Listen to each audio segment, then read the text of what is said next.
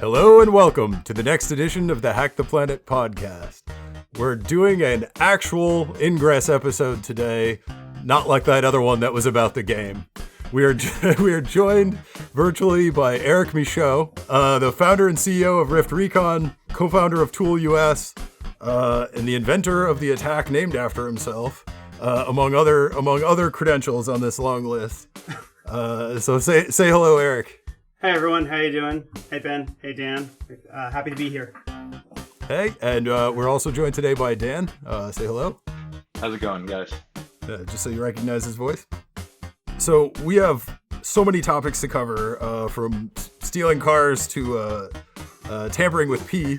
But No, yeah, we do apparently. Hey, at least we cut the joke.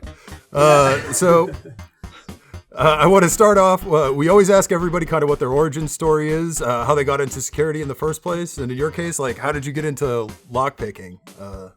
Happy to jump into that. My origin story. So, I'd say starting in the 90s, seeing a lot of interesting films and shows about MacGyver, hacking spies, like all that stuff. Like the movie Sneakers, like I think everyone listening to this podcast has left a deep impression, and long rest John Strauss's soul, the guy who really wrote it, Tiffany Rad's dad, who, if anyone's listening, go look up the talk on prison security with them at DEF CON years ago. It was great on PLCs. I actually got to work with him much later. I didn't realize I was introed to him by Tiffany at his house in like 2011, and then something came up in conversation. And he's like, oh, yeah, like the movie I did. Like, what? What movie? He's like, oh, that one with Robert Redford. And I was like, what do you mean? And Dan Kaminsky was there, and like Michael Tiffany was there. And a few other people that really started meeting. And I was like, oh, wait, he's like, yeah, I wrote the film. Like, what do you mean? It's like, oh, yeah, I did like 12 rewrites of the damn thing before it became shot. I'm like, oh, shit, that's like my favorite film of all time. And so Sneakers is kind of like my initial love of like, man, there's companies that exist to break into places for a living, and that became my focus and drive of however to get there. And I didn't know which path, like was it more coding or lockpicking, but over time, lockpicking became a thread in my life. And eventually, in 2003, when I was at college, I on eBay bought a Southern lockpicking kit. And eventually, eBay canceled it because they said it was an illegal sale or something. But the pics showed up and they took my money, so I got my first lockpick set. And for a whole year, I couldn't pay. I read all the documentation online, and I got really frustrated. And I guess it was like the CIA book for lockpicking, like MIT Guide to Lockpicking. It's just hard. It was just like not really clear, and YouTube didn't exist yet. And so eventually, I went to Hope, and I picked my first lock. It was like a Master Lock number 5. And Barry Wells, the guy who actually co-founded TOOOL in Holland, originally taught me. And as soon as I popped the first lock, I was like so freaking overjoyed, which I'm sure people who have before really understand that first time you open a lock, it's just this superpower. And at the time, I'd already had a hobby of like creating fake organizations and hoaxes and stuff, and like joking around and roof and tunneling like they would at MIT, but my college. And I said, how do you start an organization like yours? I'm thinking of starting one. And he's like, well, why don't we just start the U.S. division or something? It wasn't called U.S. division yet, but that's where it was. And then he introduced me to Matt Blaze and other people and became the co-founders. That's how TOOOL US started, and more people joined in, and the people came in a few years later, and then it just exploded into what it is today. And I just wanted to get as many people enthused about the hobby that I had, and I found out it was not illegal practically at all in the US. And everyone's like, it's illegal to pick locks, and I'm like, in my anti-authoritarianism of sorts at the time, was like, screw that, it's not illegal. And so I found out that if you make things look legitimate on paper, like a 501c3, people believe you. Yeah. So we just started making a nonprofit.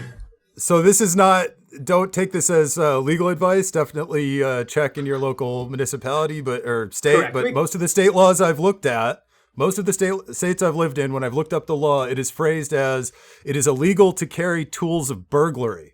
Mm-hmm. But technically, if you're going to a lockpickers meeting or a contest or like DEF CON or something, lockpicks are not tools of burglary at that point. So they're only tools of burglary if you have the intention of using them for burglary. So because it is phrased that way in most states, like simple possession of lockpicks is not actually illegal. That does not mean you won't get arrested for it, because that's a separate issue. Correct. Yeah, and to tag on to that, the legal term. Again, I'm not an attorney. prima facie evidence, ergo is basically you're trespassing and you have lockpicks. So don't do the two together. One crime at a time. One crime at a time, they say. Sage advice. I think we all heard that in The Wire too. Yeah, actually, there's a really good map on like tool.us/laws.html. There's a really good map that we paid for at the time that actually shows every state and has the actual legal language from each state. And most of the map is all green, but really, it's the main things that we came to with the rules are like pick locks you own, pick locks you have permission for, and the tools that you have, and that's basically the gist of it, and that keeps you out of most trouble for sport picking. Eventually, then that year also I went to LockCon, like the invite-only lockpicking conference in Holland. That was amazing. Then I met all like these people who were like, oh my god, this is my tribe. Like these are the people that like we all have the same burning passion. Like enough that I in college paid to go to Holland the first time out. Actually, it was my first time out of the country by myself.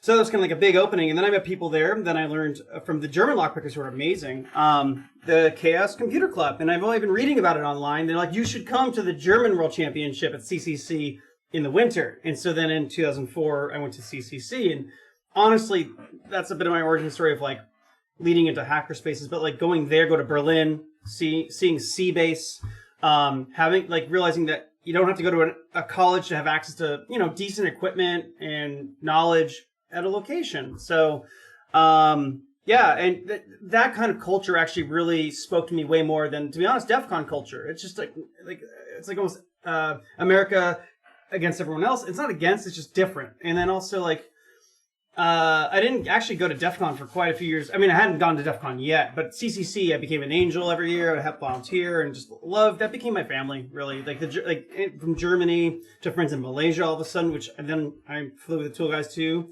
Kuala Lumpur to teach at Hack in the Box. I actually reached out to Dylan, the founder, and said like, hey, would you like us there? They're like, sure. I'm like, will you cover our flights? And they said, absolutely. I'm like, holy shit. Like almost drop out college kid, like getting paid to go to Malaysia. And that was kind of like, just kept going from there. Just like weird niche and sharing knowledge. And that's what I've been about ever since. I definitely want to circle back around to the hackerspaces stuff because you were very influential in the US hackerspace movement as well, which is kind of, I think, where we kind of crossed paths at some CCC event we don't exactly remember in the 2008-2009 timeframe for the first time. A little blurry. And then, and the U.S. hackerspace movement really kind of blew up after that because there was this big push of a lot of the Germans were trying to convince Americans to go back to the U.S. and spread this concept of hackerspaces. And you wrote this whole guidebook, but there's one point I want to hit before that, which is when you were still in college. So this must have been after the founding of TOOL and meeting Matt Blaze. But you came up with a relatively famous, at least in the lockpicking scene, attack against a specific kind of lock. And I assume you know which one I'm talking about. So I'm wondering, I'm wondering if you could tell me a little bit about the Michaud attack and kind of how you came up with it and sort of what it is. Sure. First thing, I didn't name it. I'll thank Matt Blaze for that. Legendary man in many rights. And I thank him for his tour of duty in the crypto wars of the 90s. With Clipper Chip. But anyway, he was like a colonel in that army. Yeah, yes, he was actually a full bird.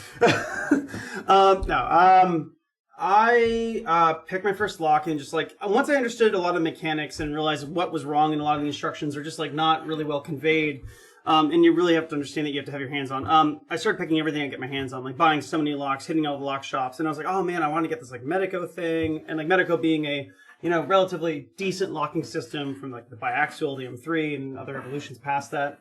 And then there's another one called Multilock, an Israeli one, and it actually has a different type of mechanism. So Medico, I'll bring up, it's called a they had a biaxial pin system, so like the pin would have to rotate and be lifted up because it has a sidebar that if you didn't align all the pins correctly in the right configuration, the pins may be at the shear line, but the sidebar would not be depressed by the outer part of the shell into the pins. So like this like comb-like teeth wouldn't just go in and you could turn it. It frustrates a lot of people, but it turns out I actually came up with something for that, which was in another book called, I think it was like Open in 60 Seconds by Mark Weber Tobias, where he covered my research. But then a lot of people just kind of like came up with things like metacoder. But back to multi-lock. So basically, multi-lock is a pin within a pin. So you have like a small thin pin, and you have a lot wider outer pin. So just think of like a regular pin tumbler. But then the key is actually flat, and it's a dimple key. And so you have from the four sets of dimples. And then you have so if you think of a regular key on its side with a bitting, it has a bitting within a bitting inside the inner circle. I found it at a shop, I think it was in Hackensack or something, and I just bought it. And I was like, oh, this is cool. I've never seen this. And I just took a lot of time. Actually, as I realize now, it was not a lot of time. But like once I really understand a lot of the fundamental mechanics, and as I said, I don't know if I said, like my background is like actually, as a kid, my parents would buy me blacksmith puzzles. And I would just disassemble everything and try to... Most of the time, the VCRs worked again. Some of the screws are missing. But I really developed a very good, like in my head, like way of like just like disassembling three-dimensional components. And so like locks are relatively easy comparatively to a lot of the things that are in the consumer markets. And so like blacksmith puzzles, my parents found out were a very bad investment. And because I would solve them very fast and I get really bored and they're like, oh, we bought you like $50 of puzzles and they're done in like an hour. Maybe we should not buy the whole set of like whatever. But anyway, so I got the multi-lock interactive, and this was like 2004, right after I picked that. And I can't remember the time. I think it was like 2005 the attack was published. I think I don't know, you just read the page, Ben. But I think it said 2007, but it could be like movie releases where it's 2 years after it initially gets published, it gets picked up by some journal or whatever. I don't know. Right. Matt and I took time. Once I figured it out, and I actually presented to him at Penn when he was there, I was like, hey, I found out this thing, that if you lift the inner pin, the top stack, so like to describe a multi-lock for the listeners, and we'll put some links in the show notes, and some videos, but basically it's a pin within a pin, so you got to lift the inner pin to the right shear line, and then the outer pin to the right shear line. So instead of like 8 or 10, instead of like 4 or 5 pins, you have 8 or 10 pins, and they have to actually work together at the same time. And then there's one called the interactive, which actually has an element in the key itself that also moves, which was relatively novel, or very novel for the physical security industry. But anyway, so I found that if you lift the inner pins, the top pin stack, the driver pins at the top, they have their own stack, but they're crimped together. And so if you overlift the inside, it actually lifts the outside pin above the shear line. So you can actually turn the plug like 5 degrees or a few degrees, but that's enough to create a shear line for the outer pins. And so if you release them, they'll drop, but only the inner pins are blocking. Now the thing is like, oh, but if you pick one by one, it doesn't really work well if you do one by one. You need to do them all at once. So I actually took like a hacksaw blade with a Dremel and made a basic tool that actually did them all at the same time. So as I was able to like put it in flat, it's like think of it like a mustache cone. And I measured it and lined it up, and I was able to actually just barely tuck it in there. And it was like, I think I still have the tool in storage somewhere. But you turn it up, it lifts the pins up. You turn the plug just a few degrees, you pull it back out, you drop it. All the outer pins are now picked. And then you just repeat or you scrub, and then the lock will then open. So, you can pick it as normal, or I guess scrub is like rake. I'm not as not as good with the terminology. Yeah, so no worries. I'll go through that. The problem is like if you do pin by pin with multi-lock, when you're doing that, the pins will come up or down. It's basically the inside of the so on the top pin, the inner bottom pin has a lip, and so if you're picking pin by pin, it'll catch, and there's an inner lip on the outer pin of the bottom of the key pin, and it will catch, and it won't separate. My attack, you actually lift all the pins vertically first before ever rotating the cylinder. So you already pick all the pins, then you angle it, which means that you can then turn the plug, and those lips aren't catching, so it defeats that design feature. So there's basically a pin within a pin, and there were like, I don't know, 5 of those, and you made a tool that had we'll say 5 really thin kind of vertical pins on it. You go in, you jam all the inner pins up, and because those were crimped to the tops of the outer pins. Mm-hmm. That jams all the outer pins up.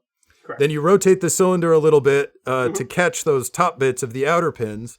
Correct. Take the tool out, and that basically frees the inner pins from the outer pins, allowing you to then pick scrub it or quickly, or you scrub. can reuse the tools again and push them the rest of the way. Yeah, But so it's effectively, you actually just need to just kind of lift all the bottom pins up because they're just going to push the inner pins out because they're not at different heights anymore.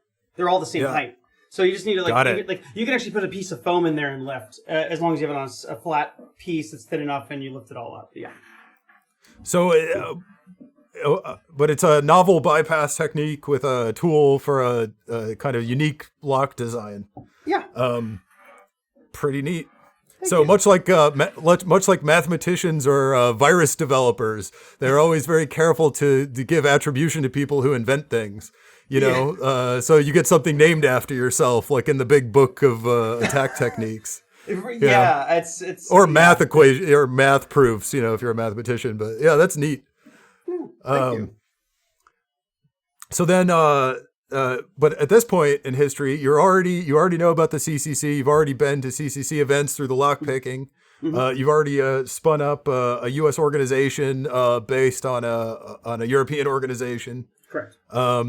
And so then we come into like the 2007, 2008 time frame where there was this big campaign by some people in the CCC. And this was sort of a divisive topic. Some of them are like, screw the Americans. They can't organize shit, but some people in the CCC decided to kind of proselytize, hey, if you want to have a hack, if you want to have a hacker organization, the most important thing is having, the hackerspace.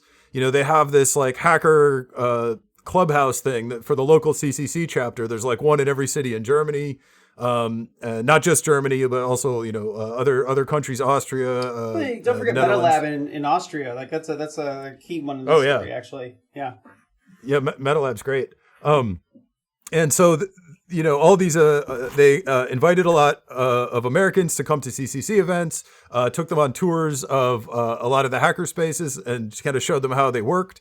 People have a place where they can share tools and where they can meet up and work on projects together and talk about techniques.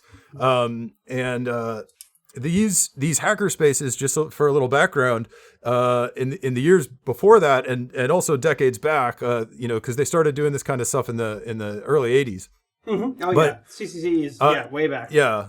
Well, and there's a thing in German culture about having clubs, right? So there's clubs for all kinds of things, not just computers. And they have they get special like rental agreements for like club stuff. It's different than commercial. It's different than residential. So there's all kinds of stuff in German law that kind of supports clubs. And another thing I like to mention is they don't do sports in any of their high schools. Well, okay, some of them they do, but yeah, they don't do like soccer or whatever inside the high school. The high school is just for like academic stuff. And instead, if you want to play sports, you join the local soccer club, right? And so they totally separate sports and other kind of activities from actual school stuff. So it's a really kind of different culture in that sense. And out of that came the Chaos Computer Club, but they end up having computer clubhouses, in all cities in Germany, and that actually started to have, and they're all tied together through a national or international organization, that actually started to have a pretty important impact on German policy and law. So one example, there's many examples, but one example that happened in the kind of 2004-2005 timeframe is they were looking at electronic voting systems, and they were considering switching to a pen-based voting system, and some members of the CCC. So people from the CCC are asked to testify before their version of the Senate on computer laws, privacy laws, stuff like that. And they took it upon themselves to do a security evaluation of the pen-based based voting As do system, many and just CCC members are self-possessed to do so in many projects. Yes, exactly. And they just totally destroyed it. Yeah. Right? They came up with many different viable attacks against this thing. And because it's a large organization, it's taken seriously. They were able to, testify before the government, and the government was like, yeah, maybe we won't use this system after all. And the whole thing went away. Right. And so when they were kind of pitching this to Americans, they were using this as a recent example of the kind of impact, like a CCC-like organization can have on sort of the laws the government passes. So into this, so a lot of Americans came over. We all got pitched to, and then a lot of people went home and armed with this information, decided to start a local hackerspace. So out of this came Noisebridge, Resistor, NYC Resistor is another big one that's I believe still running, and of course HackDC. Yep. And a big part of this was the guide you wrote. So you were one of the people that kind of got behind the idea of making a centralized repository of how to start a hackerspace in America. And I know that a lot of people on Hackerspaces Org. Yeah. So I was going to ask you to talk a little bit about that. Sorry, your audio is skipping a little. Your audio is skipping a little bit. Sorry, could you repeat the last part because your audio just started getting choppy? I was as part of this push as Americans were starting to create all these hackerspaces in their cities, like NYC Resistor and Noisebridge and HackDC. The hackerspaces.org site started, and everybody was passing around this guide that you wrote about how to start a hackerspace in the United States. So I see where you're going. I think there's a timeline mismatch. So the guide I wrote in 2012 was like all the lessons learned later. Hackerspaces.org came before. So yes. I can thread those needles. Don't worry. Great. Take it away. So hackerspaces.org, I didn't start it. It was started by Paul Anki Bohm, who actually is the founder of MetaLab. And he bought the domain and thought it was a good thing. And then Astera got in, and I got involved later, and I became one of the admins of hackerspaces.org with a few other people.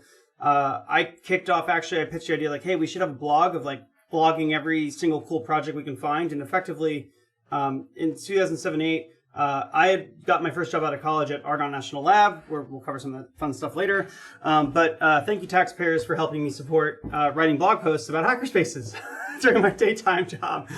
But basically, I was not part of the groups that where there was a curated group that went to Germany. I actually had already been going to CCC in Berlin, Germany, already in line. And so it just happenstance that I met, you're here for this and this. Oh my God, we should all work together. And so everyone went back to their cities, like you said, Noisebridge or Resistor or HackDC in DC, with co-founding that with 5 other people. My main thing was I saw C-Base in 2004, and I was like, this needs to exist in the US. This doesn't exist. And then I learned later there were I guess modern hackerspaces when they started in 07-8 were the public third generation, I think, or hackerspaces. So Hasty Pastry and Loft and other ones that were more private, quiet before, for very good reasons, because the word hacker is vilified across the US. But in Germany, it's loved. Oh, of course we have our experts come in and speak to government about how things could be potentially done. And so that was back to what I can't remember if we covered this earlier, but basically I said the DEF CON side or US side of conferences is there's a very big antagonism between establishment or government or corporate and then individuals. In Germany, they've had this long history of no, we want this. And so that, I think what you were leading to earlier was in helping provide grassroots networks, places where people can talk and then share that stuff and hopefully rebuild that word hacker and other things like that. It's now makerspace is a popular term, but yeah. Yeah, that was one of the original goals of the Hackerspace initiative, was to make hacker not a bad word anymore. Correct. And I feel like eventually they we can talk about kind of what happened to the hackerspace movement, but part of it is Sure. people started running away from the word hacker and renaming them makerspaces and giving them a kind of different focus. Later, more towards that was with Make Magazine getting involved, and I was involved in a lot of that actually, and maybe we covered that or not. I mean, I actually brought lockpicking to Maker Faire and in TOOOL, and I got to know everyone there and whatnot. But yeah, back to hackerspaces. So I pushed Esther and Paul and the other people like, hey, I want to do a blog. I think we should do it. And so I got a Google Reader of like every single hackerspace that was popping up, put their RSS feed in, and then start picking cool stories. And I think today I still have the most blog posts, but as often as I could, kick out, this is a cool project, this is a cool project. And my thing was like, these places need to exist because I wanted them, and I felt like this was a place where I could learn. And I wanted to bring from Germany over, like so many others, like what that felt like, and a place to learn that wasn't like spending $50,000 a year going to a fucking college, and like do it for $80 a month or something, like with HackDC or PS1 or any of the other ones. So yeah, basically I was like doing a hack a day for hackerspaces. That's what I was doing, and I was relentlessly publishing cool things happening. And with others, like we put on weekly calls and said, "What's going on with your space? What's wrong? How can we help?" And we had a global phone bridge. And yeah, I mean, like, man, people I know today seen build great things and others flame out. A whole lot of stories that may like never be told. But yeah. Yeah, I mean, I'm not the main person behind hackerspaces.org, but definitely one of the admins that like helped, like, you know, show that there's a positive narrative. And I took really up, like many people, the torch that hacker is a good word. And it's a person that pushes the boundaries of their form and art. Period. End of story. Nothing too complicated about that. But then some people use those skills for not so nice things. So there was a guide. And I think, did you compile a guide on hackerspaces.org about how to start a hackerspace? Actually, that's a wiki. A lot of people did, and we all kept putting in like patterns and stuff. So yeah, I mean, I was definitely part of that. But like, there's if you check there, it's like hackerspace patterns. I think I have to check what the current one is. But basically, like, I'm trying to remember who our friend was who actually wrote the original patterns that he learned that really started all that. And then we all started figuring out what didn't work in America or other countries, because what works in like German hackerspaces doesn't exactly align with how things are done in the U.S. Like some of them were like especially in Austria with MetaLab, they're like, oh, you don't charge, you just have a space. And I'm like, how does that work? You got to charge. Yeah. We got to pay. Capitalism is a thing apparently here and not there. Well, yeah. Part of it is the rent thing, right? Right. Like the really strict zoning laws and like building safety laws are relaxed for club spaces. Right. And so when you can rent real estate in Germany and Austria way cheaper if it's for a club, because the landlord doesn't have to do a whole bunch of stuff. Oh, interesting. And that's kind of one of the big challenges with even just getting any kind of space in the U.S. is that you basically have to pay full commercial rates for everything. There's that. Because there isn't there's that, and there's also safety. Like I know some hackerspaces that were effectively buried underwater because all of a sudden they had to do safety. Like all of a sudden, like the city safety inspector would come in and be like, "Oh, you can't do this." They're like, "But we're not a business." And we're like, "Well, what are you?" And then like I've heard like $10, $20, $50,000 safety bills come in that they had to pay to get to code. And some spaces slid by, and some were more low key or DL. And yeah, HackDC, we were in a church, and actually I haven't been involved in a long time, but I think it may be still in that same church. But yeah, like so to jump forward to HackDC was I and 5 others co-founded HackDC, but I lived in Chicago. I had moved from the East Coast for my job at Argonne and doing nuclear safeguards and security research, and right out of college. And I was like, man, I'm flying out like in government like grad student pay of like if anyone who's listening knows what a grad student gets paid, that's what I was paid, and I wasn't a grad student.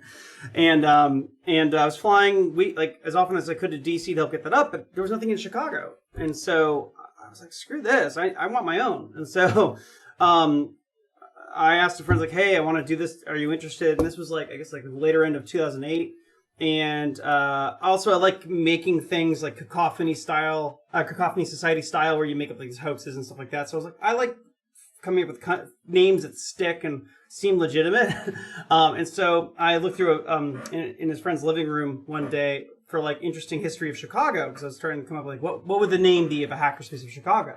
And the origin story for PS1, actually, because I was just asked by someone who's running the website, and I haven't been there in a long time, but it's like, where did the name come from? It's like, oh, actually, I picked it, and here's how it is. And so I went through a History of Chicago book, and it turns out the pumping station in downtown Chicago was the only building that didn't burn during the Chicago fire.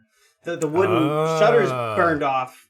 And I was like, that's neat. And then now, if you're from Manhattan or New York City, you know that all the schools are known as PS, public school, 1, 2, 3, 4. So I was like, it'd be cool to kind of slam those together. And so Pumping Station 1, or PS1, which is how we actually do our logo and stuff, is basically a homage to the New York school system by number. So we're the first one in Chicago, but named after the pumping station that survived the fire like a phoenix from the ashes. And that's how I put it in my head. That's how Pumping Station 1's name came to be. And then awesome. What was that? I said that's awesome. I love contrived origin stories. Like, you want the name to be meaningful and entertaining to you before you put it in front of anyone else, and that's really awesome. Thank you. And you're right, you got to buy into it. Like, it's your thing, right? Or whoever, or you're going to share it, and like you want to feel good about it. And so I like a lot of things I build, like take a lot of time on building names. I enjoy that. But yeah, so then I said, hey to friends, hey, I'm going to start some meetings at this cafe. Show up, and people did. And then there was the founding members and membership, and we all threw money in. I emptied my savings accounts, which was not really that much, but I said, like, look, I'm putting all my money, I'm zeroing out my bank account just to put money in so we get a lease and things. And then everyone just started paying like a monthly membership to kick it off, just like put it into a coffer before, and then we started shopping for a place. And then we found a place on the north side. I forgot the address, but we got a place, and man, did I learn a lot about not how to do leadership or management with volunteers. But effectively, it wasn't about that. For me, it was like I wanted a laser cutter, and I didn't want to spend $16,000 on an epilogue in my own place. I'd rather just share one, and then like random things will happen. Like I read books on like Silicon Valley of how like like how you set up the offices where people come by and those weird sparks of conversations happen, and that was it. And so it effectively became the first hackerspace of Chicago, and now it's the biggest, I think. Well, it is the biggest in Illinois, but I think it's the top 3 biggest in the country. It's over 10,000 square feet. It's got like, I don't know how many members. The site says like 400 plus, but I think it's higher than that. But with COVID, it's a bit different. But yeah. But I only wanted to I didn't want to run it. I just wanted a space. That was it. So I enthusiastically convinced a lot of people that this may be a good idea, high risk, but why not, high reward, and a lot of things that come out of it, like Power Wheels Racing Series and other events, and it's just a lot of good memories. But really, honestly, like a lot of people I know come out of that, like have built a lot of amazing things. Like a former member built a company. Well, I won't say it here, but like basically a friend who I met in Chicago, I said, you must come to my couch when I moved to San Francisco in 2012. And I said, you just stay on the couch for a few weeks, I'll get you someplace. He now has a company that's like 200 employees and is the fastest circuit board manufacturer in the world. I mean, I lost touch with the guy for a number of years and found out he pivoted and just like doing great things. But all these spaces provide early stage, just abilities to tinker without risk. Like I talked to so many people at Seabase, like T, the guy, I'm one of the starters of Seabase. It's like, why, how, what are you doing here?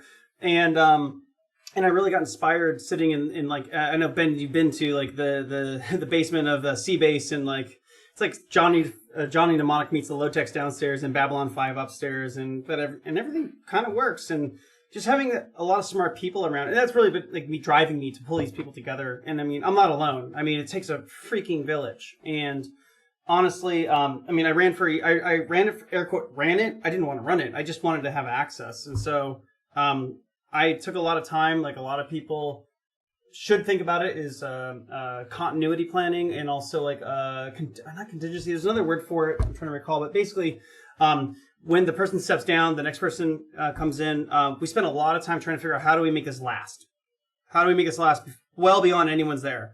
And so I put really also, as soon as this really started, I was already thinking about that. And a lot of people don't. And they have different places in life. And also, I didn't feel like I was going to live in Chicago all my life. West Coast, where I am now, is really where I felt like the energy for me was. But yeah, PS1, it's grown up 3 times in size. I was surprised because I found out it was having a 10-year anniversary, and I didn't realize it was still going. But yeah, and there's people that like, I don't know how many people have been to that place. But anyway, I'm rambling. Here, Ben, or Dan, field me a question. Well, so why don't we get into Hack DC? Okay. Because that one's still running too. So these are, I think, last I checked. I mean, like my distance, I have a distance to there in terms of like I lived abroad. So I co-founded that, but I never lived there. So like a lot of the on the ground stuff is like a little fuzzy. So I'll do my best.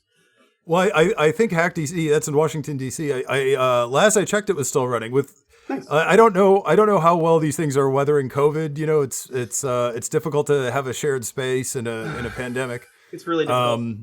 Yeah. So I know a lot of them are probably just trying to ride it out. But I got a cousin lives in DC, and a few years ago I told him to swing by and check it out, and ask if they, because I knew some of the founders, and I was like, ask if any of those guys are still around. And he went over there and he was like, yeah, it's super active. Like they're doing all kinds of classes all the time and all this. That's awesome. And he's like, and I asked about the people you told me to ask about, and everyone, like, no one had really heard of them. Like one guy was like, yeah, I vaguely remember hearing something about that dude. So like, it really kind of took on a life of its own at some point and found its own momentum.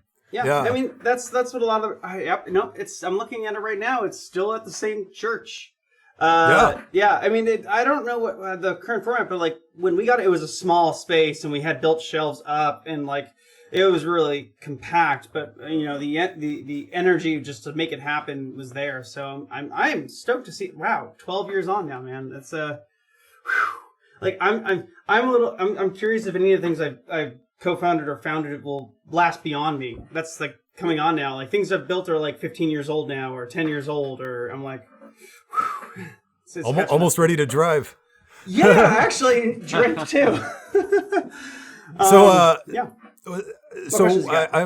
I'm interested in maybe some like lessons learned or Sure. a little bit more about what you how you set up the continuity planning. Because clearly some of that must have worked out. Yeah. So I was less involved with like the DC, but it was in good hands. But I mean, we all shared on calls all the time. But PS1, I can speak more to that because I was there every day. Was like having a process for voting, or you got to figure out like who is it for and who's it by. One of the big things about like there's a variety of different spaces. There was like Tech Shop, which some of you may know, but it's now defunct. It was a private but for-profit membership-driven space, which had all cutting-edge modern tools. Everything worked, which is not something that can be said about most hackerspaces. Like you might have laser cutter, not 6, and maybe it's working or didn't just catch fire because someone wasn't paying attention, like putting the wrong materials in and not looking. Oh God, let me flash back here for a second. So a lot of it is, making sure you always have many months of rent in advance. You always want to have like 6 months to a year because maybe you have a shrinkage of membership. You really want to nip in the bud personality conflicts. You want to have I don't want to say code of conduct, but you want to have guidelines of like, because I mean that's there's certain things about that are useful, but more about like how to use the tools, how to make sure things are expected. Have people that are like community managers that are really welcoming. That really worked for us, especially when we were having open days. And we were like, what is this weird thing in our city? And, just have people who can communicate really well about what you're about. Also, publish projects. Show that you're alive. That was the main thing. It was like, if it feels dead, publish something. We had a rule. You build a project, you publish. We had actually a camera that would take a photo and auto-publish. In the space on a cord, you're like, all right, click, and it just would go to Twitter or something. But it would, really, you got to show that things are going on to show that you have a community and build a community. It's hard to say what toxic people are because it's such a broadly and overused term in my opinion. But I mean, I learned like. For those who have seen Heathers and Mean Girls, that's a real thing. Basically like clickiness and stuff. But really, honestly, stopping things before they become a real problem, and you really need some relatively strong personalities and leadership that are going to actually like say, hey, this is not cool. Because I saw that like ran over a few things in what I directly worked on, and that's something I'll own. Like I wish I was stronger at the time, but also that was like the first real organization that I had founded or been a part of where I was like really like the person that like had to make sure things worked, and it was a lot because like I had a full-time job and we had a lot of people, and like I had not run a company before, or I mean effectively I didn't TOOOL was like not the same thing at all. It's just like a conglomeration of interested parties, but this is a place with rent and a location and insurance and like safety codes, and like people can die from like power tool accidents. Also, like a good rule of thumb, I learned from some hackers in Seattle, is like the rule of thumb about like what power tools to use. Like you should always have someone who teaches you how to safely use the power tools.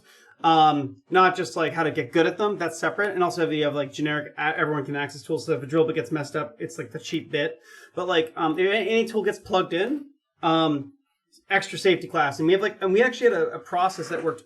I've not heard to date that there actually has been an actual major injury in PS1. And this place now has like full welding machines, car jacks. Like this place is massive. Like I have not seen the new version. I look at pictures, I'm like, oh my gosh, it's a monster. But what I did was, when I was at Argonne, we had like a lockout tagout policy I was trained on, which is like if someone's locked out and they have a tag on something and they sign, until they remove their own tag back, you don't energize like a high power circuit or something.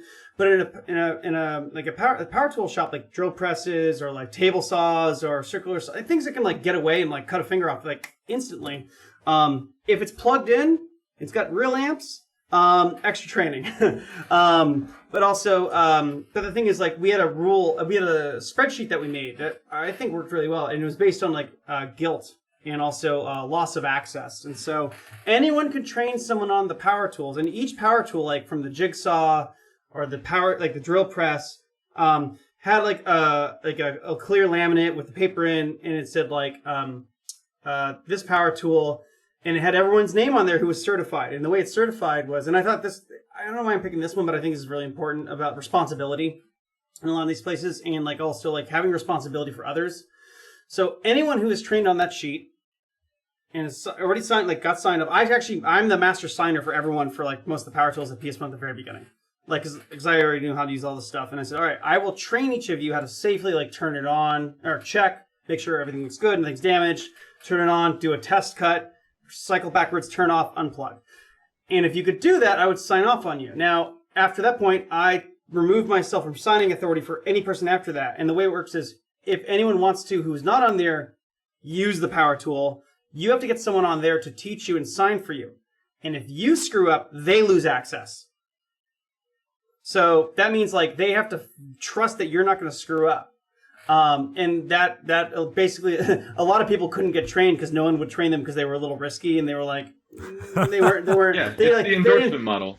Yeah, it is the endorsement model. Yeah, and that's worked. I think everyone should do that. It's a certification model of sorts, and that kept a lot of people who seemed to be a little like loosey goosey, just like they really had to impress the one person who would be willing to do it, and like it built a good social reinforcement model around those types of things.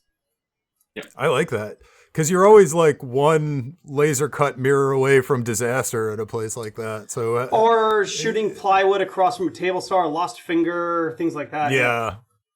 Yeah. For hand drills, it doesn't matter. You get a battery pack power drill, we didn't really care. We're just like, you have to really want to put a hole in your hand for that to work. And like, but for like a drill press where you're actually applying a lot of force with the drill or the table saw, it'll just go. And we're really worried about that for good reasons.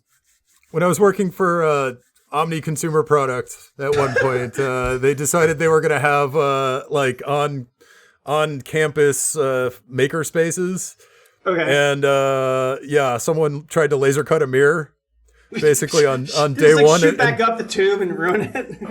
Yeah, but apparently if you fire a laser directly into a mirror, it just reflects back and lights everything on fire. Right. So, it just goes back up the tube in the mirror.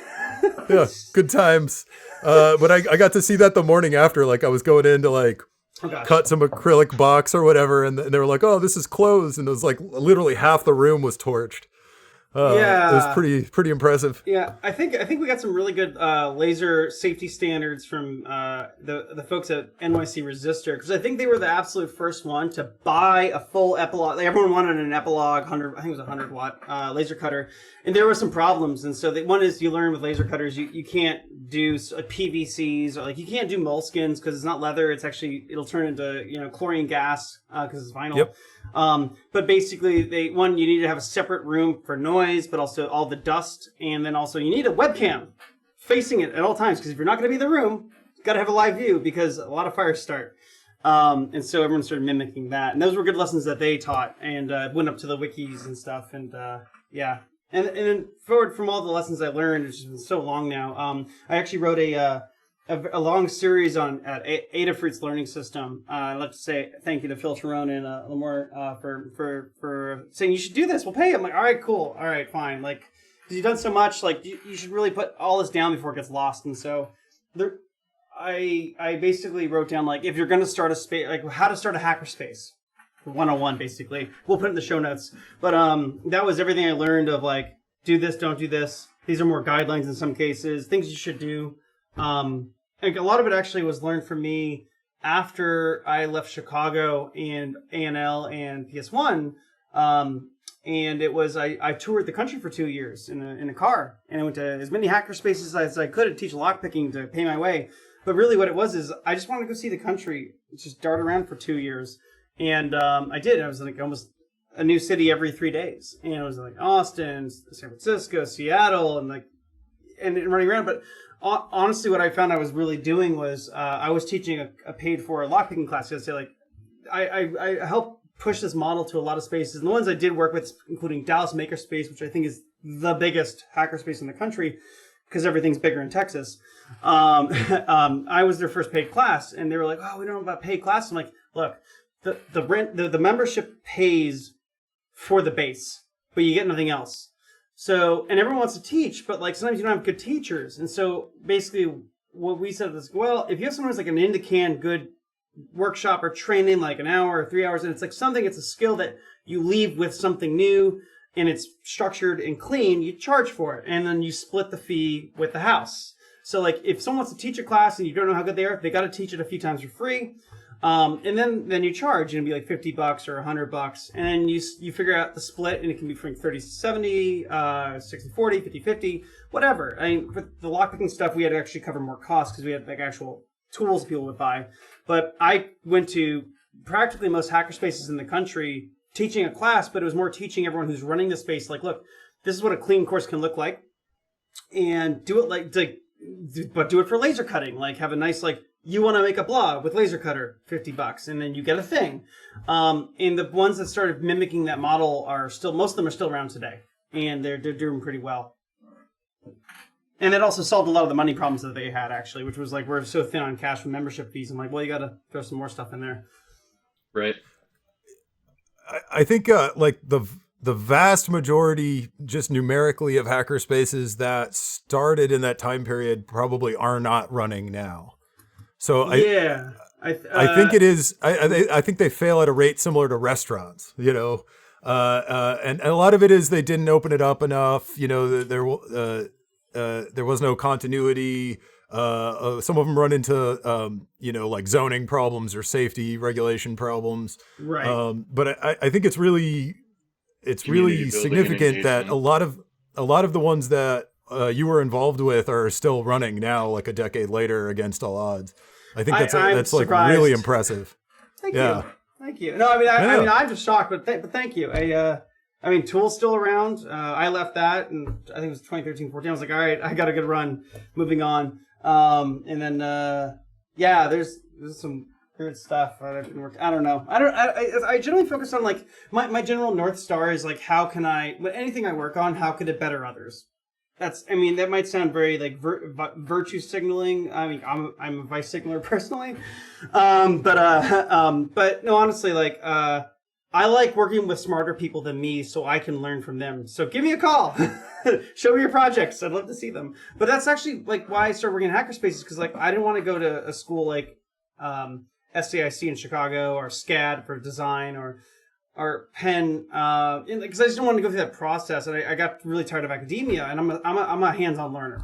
If it's not hands-on or I'm working with somebody, I can't learn. And so a hackerspace was me just basically like, shit, I want a laser cutter or something else. And so I just, through sheer willpower of, like, being enthusiastic about the idea with other people and say, like, hey, you're smarter than me, you should join, and then I can learn from you. It's basically been my thesis in life. There's a significant density of hands-on learner type people that ended up finding their way into just the general hacking culture as a whole. There's like a really consistent thread that the vast majority of people in the community are like either self-educated or have degrees that have absolutely no application to what they're currently doing today, right? Like, and they just ended up becoming passionate for it and dedicating their time to it. And ultimately, it's just caters to their learning style, right? Yeah. In my case, I mean, I I have had a commerce background degree. in chemistry. Yeah, I had a background in chemistry, and I never finished my degree. I just I ended up getting what I thought was going to be a temporary job in the Silicon Valley for a tech company, and just ran off with it ever since. And I just never looked back. It's kind of hilarious. I know that there's just tons of people who have no college degrees that are revered, have given a lot of talks, right? Like it's a very consistent thread in our field, more so than in other STEM fields that I've seen. I think so. I mean, actually, I think it's entirely true. I mean, I actually tried building it's funny, you say Silicon Valley, so I'll say Y Combinator. I actually submitted a company to build for cybersecurity. I think it was like 2019 or 18. It got rejected, but there's another one that like went way better and it made more money, clearly. But I actually know the numbers very well, and this field compared to other STEM fields, yeah. Well, there's also other things about like how like the field is so new and it moves so fast, and that there's a huge problem with like chemistry as an example. I mean, you have there's a lot of basics you have to learn, but like a lot of the things that each of us on this call or on this podcast do was only really invented in the last 20, 30 years as a industry. I mean, Right. You have our friends from Loft and, Cult of the Dead Cow and you can rattle off names all day, but like, it's all new. Like the first virus was written when? Yeah. I think 90. No, well, I mean, that was a worm. Robert Morris, when was the first virus written? Probably the 80s sometime, right?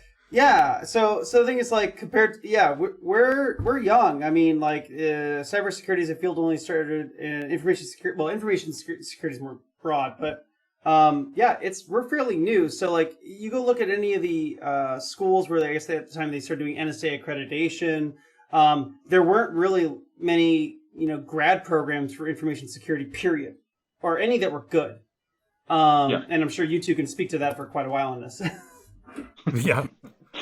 Or very briefly, like, I can't think of a single, I can't think of a single good graduate info security program until Sergey brought us at Dartmouth. Yeah, that's pretty good. You can't look at the output from his students over the last 10, 15 years and not be impressed. Like that guy's program is amazing. But before that, there was nothing, and competing with that now, there's very little.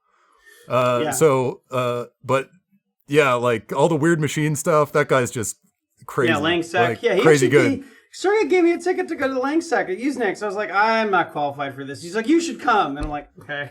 So I showed up. It was great. I learned a lot. Yeah. Oh man, good stuff.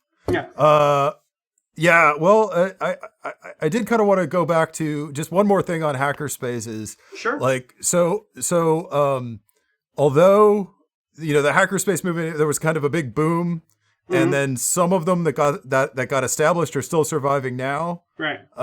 And every once in a while, someone tries to start a new one, usually in a city where they're, like out in a relatively remote place or a smaller city, where there isn't that much going on. Rent's cheap.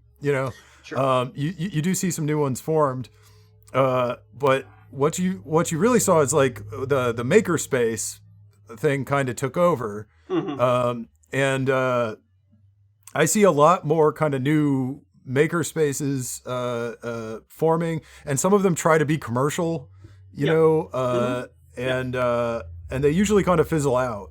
And I'm just sort of it's occurred to me that I'm not sure. Even with the hackerspaces that survived, the kind of like initial goal of tying them all together into a kind of a larger political organization that had some kind of clout or was taken seriously, that part never kind of really happened. It didn't, you know. And I was involved in a lot of that actually personally. I can speak to that a bit if you want. Or what I'm really interested in your thoughts on what happened there. So I'm trying to remember. Like, God, it's been so while. Head's fuzzy. But basically that was the thrust. Like, me and a few people really wanted to get like an upper level 501c3, but something to be said about like American hackers, and like each state has their own, like East Coast, West Coast, like, you know, mod, blod, those like kind of feuds in a way. Germany is more cohesive as a culture, and the U.S. is very just the diaspora is spread out, and so what's the opposite of cohesive? The U.S. is whatever the opposite of cohesive is. Adhesive, maybe. I don't know. I mean, who's the chemist? Right. But yeah, so basically, I mean, you know, NYC Resistor started as a private, they're on paper for profit, but actually it was just better for them to file that way in the state of New York. It just worked out. I think it was like cheaper than like not non-profit, but we tried that and like doing group buys and things like that. I mean, other people have tried and done things since then than I was involved with. But I think often what you see is one is clash of personalities and goals. And there's a lot of politicization of what people want to do. I mean, there's a lot more modern politicization that did not exist at the time, today. But back then it was like, who's in charge? How does it work? And then a lot of it came down to who's getting paid. Like, I mean, not like a lot of money, but more like if this is going to be it's a full-time job, like to really do all this administrivia. And a lot of the people who joined Spaces had no clue or had run a company before, or had run a group or a volunteer organization. And then there was all these competing ideas. And so it just, I think what you see is like what would happen with hackerspaces is like the states, like of the United States. It's like their own little experiments. And since they're not streamlined, it's really hard to manage all that. Then you have like tech shops, or there's Fab Labs, which is a different federation of sorts out of MIT. Then you have Make. And then there was actually, I don't know how much I can speak to this, or how much I want to speak to this, but basically, because Make's not really around anymore, but Make did the Maker Fairs, which drew a lot of people in, and it's a for-profit commercial entity. And a lot of people joined in, started running mini Maker Fairs, but then there was a problem where then after it got really popular, they started saying you got to pay a fee to use the name. They're like, what the hell? We didn't really know you were going to do this. And it felt like very bait and switchy. And then a lot of hackerspaces pulled out and felt very reticent to do any more work. And so basically Maker Faire over time turned into a 3D printing fair and like other things. And like you stop seeing all the really interesting stuff, like groups like Survival Research Labs or other hackerspaces. It's just like who has the new drone and it just became a very, very clear for-profit commercial entity. And that big space where people could all see the biggest and best went away. And so I don't remember the timeline. It's been a while, but basically I think there was this big rush up. And then also they trademarked Makerspace and I think maybe even Hackerspace. I can't recall. You'd have to double check on that for me. But there was a lot of back and forth about that. And again, people grow up. People have kids. There's a lot of energy. Like dude, PS1 started in 2009 and 2008. And I don't live in those states anymore, let alone not in DC. But I think a lot of people move on with their lives. And so without that overall like top where we couldn't get it together at the beginning, kind of really, fizzled out a lot of things. But a lot of the spaces have huge, amazing communities going on around it. I think a lot of the things that you see, a lot of the things pop up and then drop down is because a lot of people build them in non-population dense centers. So you have a harder pick of finding people who would love to put so much time and commitment into these things. And that's something actually, and a lot of people, not just me, a lot of people thought about, which was, well, we have a feeling these like very remote hackerspaces are not going to last beyond someone's garage. Mainly because it's like you're in a small town of like 5,000 people. We're in a city of several million. So like we're probably going to find the 0.0001% who will show up and consistently do stuff. And then less people will come in and come out. But you'll have that core group of people. But yeah, and also like, it's a lot of hard and wear and tear, and a lot of people just walked away. New people come in. It has occurred to me that this the pandemic actually, when this ends, this might lead to a bit of a boom in hackerspaces again. I think you're right. I think you're absolutely right. Because there's two different things going on. One is that a lot of companies have figured out that everybody can work from home and it's fine, and they don't really need to pay for office space. Correct. So I think you might see a lot of commercial real estate come on the market cheaper. That's part of it. And then the other part is, like, personally, I'm sick of like being in this room all the time. Yeah. And as soon as I have the opportunity to go sit in a room with other people instead, I'm probably just going to go do that. Right? Absolutely. So I think those two things might kind of combine and make this, have another boom. Well, like even if it's just sort of like, I was gonna say one more thing though, as with PS1 and I just say that one, but like a lot of the spaces, if you notice at the beginning of COVID, a massive amount of them were making masks. They were they were a community manufacturing resource in America. We actually have some form of manufacturing here, and we got to like really recognize that. Like everyone's laser cutters were going full tilt, cutting plastic to like make face shields, like and other stuff. Like you got to really realize, like they designed a ventilator. They designed a cutterable ventilator that they actually ran by doctors, and got it greenlit. So there was a ventilator shortage. There were hackerspaces all over the country, all over Europe. Yeah. They actually designed a novel ventilator that could be made with a laser cutter, and they started churning them out. They also got into face shields. They also got into they all have sewing machines for the most part. They were just sewing cloth masks. So you're absolutely right. It's a distributed manufacturing capability or it's rapid prototyping. It's not as a capability. Manufacturing. It's not millions of units. It's like smaller, but like you can also iterate fast. Yep. Well, with the ventilators, it really like you actually can churn those out pretty quick on a laser cutter. But anything that has to be 3D printed, that's more of a prototyping thing. But that is a solid point. Yeah, I mean, and here's the thing: is once people can go back, I think you're 100% correct. Like that there will be a huge surge. I mean, I'll be a part of it. Like, I mean, I can't wait to go traveling again. Like, drop in. Like, that's what I did. And also, to be fair, hackerspaces.org became my couch surfing network around the world. I looked at the map and I'm like, there's people I know. I think a lot of you've done that. Anyone who's listening, I'm sure, has done this. Well, you mentioned you took 2 years and just drove around the country, and I'm like, I'm totally going to do that. That's I'm like, that'd be amazing right now. Well, let's pivot back to breaking stuff. Sure. So you mentioned working for Argonne National Labs. Mm-hmm. I'm honestly afraid to ask about any nuclear security stuff. I'm assuming that's I was that's unclear. out of bounds. I can talk about practically anything there because we published everything I worked on for the most part. Oh, awesome. Yeah. Well, one thing I wanted to ask you about. So you got into a kind of other strange field for hackers. And lockpicking is pretty common, but one of your other areas of interest is a little less common. It's sort of becoming more of a big deal, which is the tamper-evident labels and tamper evidence containers. Yeah, that was a pivot for me. I didn't expect that, but let's keep going.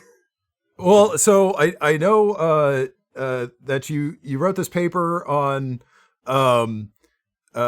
tampering with urine sample containers for your analysis back in 2008, and that kind of became a really big international news story a few years later. I'm wondering if you could lead us into that a little bit. Sure. So my first and almost last official job as a W-2 anywhere was Argonne National Lab. So I did the stuff on locks, and I was at a LockCon, and someone was there and said, you should talk to Dr. Roger Johnson at Argonne. He runs the vulnerability assessment team. And I was like, well, that's like a dream job because I get to, hack on everything. I do work in electrical engineering, physical stuff like tamper evidence, but like it was all about supply chain security and things around nuclear safeguards and security work. And so I got there. And one of the things that I spent a massive amount of time learning from him, and he's like one of the foremost experts in the world on this, is tamper-evident devices and defeats, and also how to make them better and like understanding the context that they work in. So I was my day job instead of Hackerspaces was computer and physical security analyst at Oregon at the vulnerability assessment team. And we looked at everything from voting machines. I remember when I think Princeton, I think it was Ed Felton I think he was sued for the Accu vote system or something. Well, we were the subject matter experts. We actually validated everything for court, and we in fact invented some new attacks. I don't know if they went too public. I actually made some jigs to swap, chips at the back without actually ever removing any of the tamper-evident devices. We actually made a thing to remove a button and then slide in a chip there and swap it, and all in less than 15 seconds. And so, but we had come up with a whole variety of things. But yeah, so Roger came in one day and said, Eric, I want you to beat the drug test. And I had a poppy seed bagel in my hand, and I was like, what? It's like, no, I want you to make people fail the test. I'm like, oh, that sounds way more interesting. And then I continue to eat my bagel. Basically, he was just coming up with interesting things we can do papers on. And thank you, taxpayers in the U.S., for paying for this research. We went on to this whole odyssey of buying every single urine sample container and tamper-evident tags that go with it. We got most of them. That turned into the paper that you read, Ben, that you can listen to the show notes. But basically, we figured out, after looking at the World Anti-Doping Agency's process and procedures for the security of sampling and testing athletes, which they published, and they had great videos, and they had everything online. And we're like, oh, okay, so you have to be within 2 days of any site. When you go get someone, you can't leave them without a chaperone. That's how they're stored. Then they go into an A/B split, and they put them in the back. And basically, we look at every point of every place where we could cause a problem, and we figured out that you can actually use metabolites instead of the actual doping agents like HGH or anything that you get you high or strong. That's not what the testing usually looks for. It's the metabolites. It's the stuff that comes out of your system after your body processes it, which aren't restricted. So we found out we could just go to effectively any online store and buy all the metabolites and put it in DMSO and shake someone's hand or coat a toilet seat or water bottles or put it in the water, and they would never know that they're going to blow hot on a drug test. And so we found every way to interdict on that. See if we could do it, and it was pretty bad. And so we published a paper. It ended up at Florida State University's Journal of Drug Issues, I think, FSU. Just a short note. I actually think I sent it to the World Anti-Doping Agency when it came out. I was like, hey, and I heard nothing.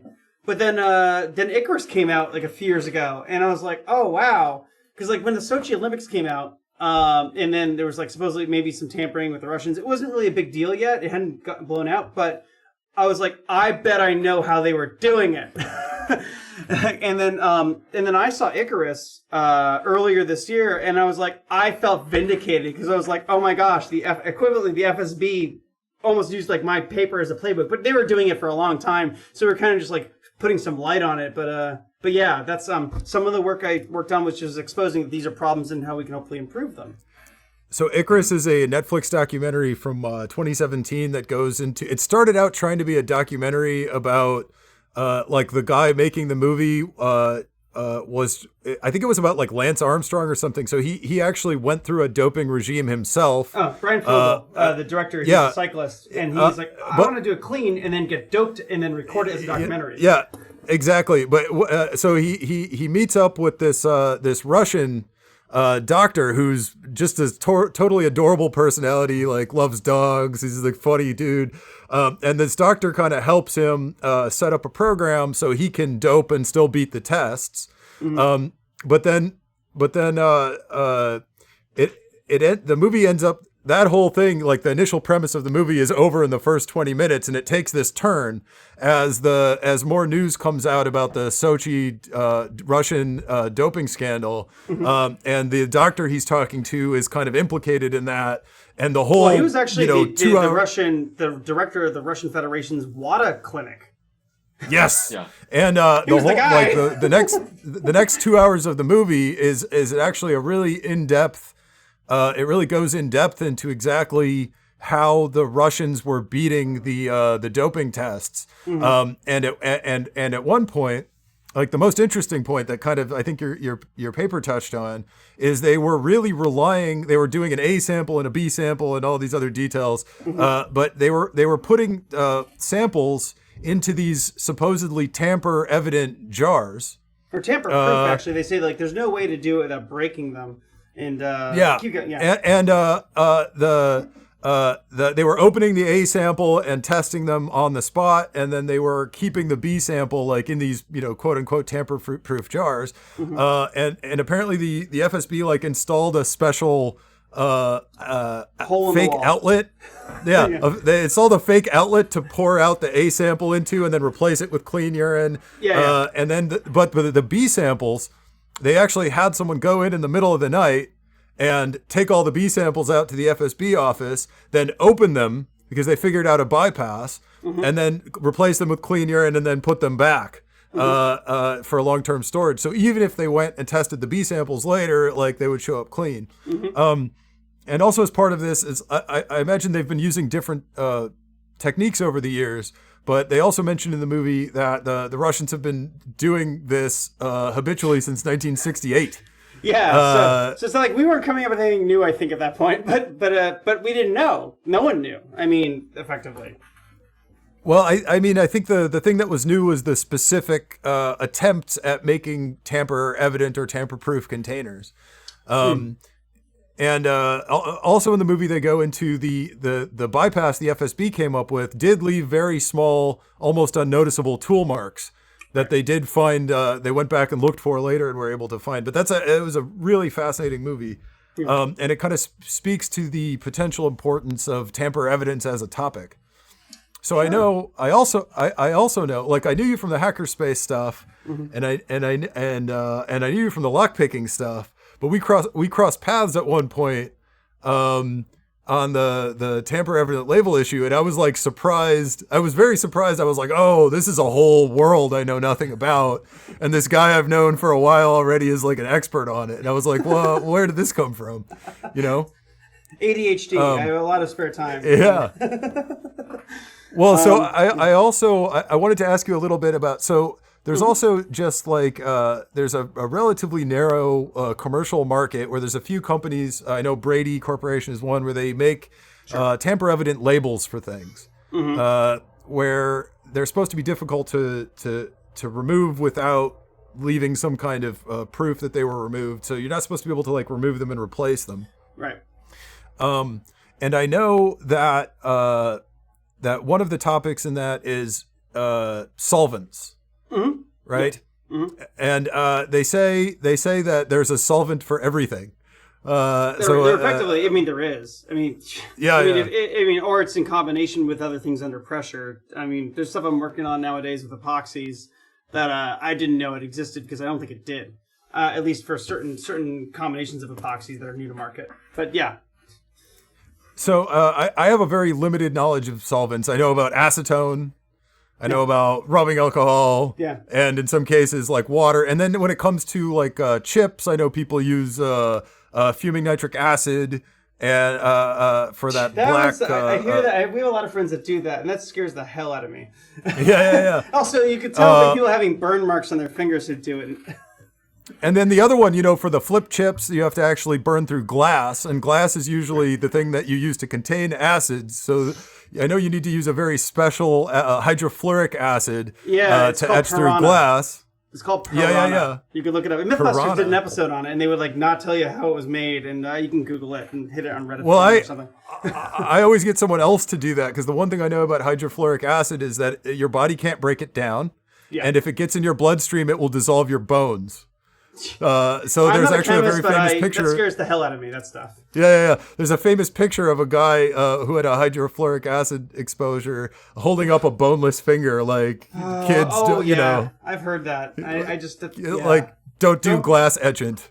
No, right? you really need a proper fume hood, like a lab setup. Stuff. Don't. I mean, even though you'll find that stuff in the Home Depot for certain removal situations, but it might not be clear until you read the label that it is hydrofluoric acid or something else, and that you can commercially buy it with low restriction, but it is wildly dangerous. Yeah, I know. So don't. But but I know that you had some involvement with the. So now, like this tamper evidence thing as a topic has gotten enough interest from the hacker community that they have a village for it at DEF CON. Oh yeah. Yeah, so I know you had some involvement in that, and so I'm just wondering if you have what are kind of if there's any sort of attacks you can talk about on tamper evident labels, or what kind of solvents you use. I'd be interested in kind of sort of a generic explanation of what kinds of, what's the body of work there. Yeah, so I'm not a chemist. I mean, a lot of it's just like trial and error, but I mean, I got a bootstrap at Argonne. But I mean, like, if you really want to learn all that stuff, do go to DEF CON. Tamper Village is great. I mean, like, they have all the things you need to start out. I mean, a lot of it's like, oh, I need a gauge 29 hypodermic needle, which you can buy for diabetes on Amazon, or 27, but you need to buy 100 of them. But they're so cheap anyway. But yeah, it's there's things that are really toxic, like heptane, that can be used. So like steer away from that unless you really know what you're doing. And like, this isn't like how to do it, and this is a safety talk, but Glugon works really well. But like, you covered most of them anyway. They're all the basics that you should really try. I mean, like, work on like, stamps, envelopes, tamper evident devices being like the stickers you see, like all the void, like your Xbox or like any modern device you get has, some adhesive. Back to what you said about Brady and other companies like that. Most of them are actually, I mean, like, they're label companies. They're not effectively, in my mind, tamper evident companies, because like, really what it comes down to when you do tamper evidencing is you're trying to limit the exposure of risk to whatever it is. Like, is someone tampering with my Xbox and flashing firmware? Well, we'll avoid that warranty and we don't lose a cost. Like, they want something that's very inexpensive to let them know that something has been tampered with, so they know to look further, because investigations are expensive. I mean, manpower, time, resources in general. I mean, a lot of my work at Argonne was learning about all of these and realizing in my narrow space, which was like when an investigator goes over to like Iraq or other countries where there might be WMDs or not, as we've seen. During a regular regime, one component is that they almost indefinitely store everything that's ever been in a reactor. Like, it just gets stored for 10,000 years. But those materials, like, some may be it's may not be the cores, but other materials like a wrench, and it could be irradiated, and they need to put it into a barrel and store it and bury it or put it somewhere. And a lot of it, they don't put locks on them because those are multi-use. And so a tamper evident, like, you have these large sheets of stickers that you put over, like, maybe it's with a wire and some thread around it, and the thread actually allows you to see if someone's used a razor.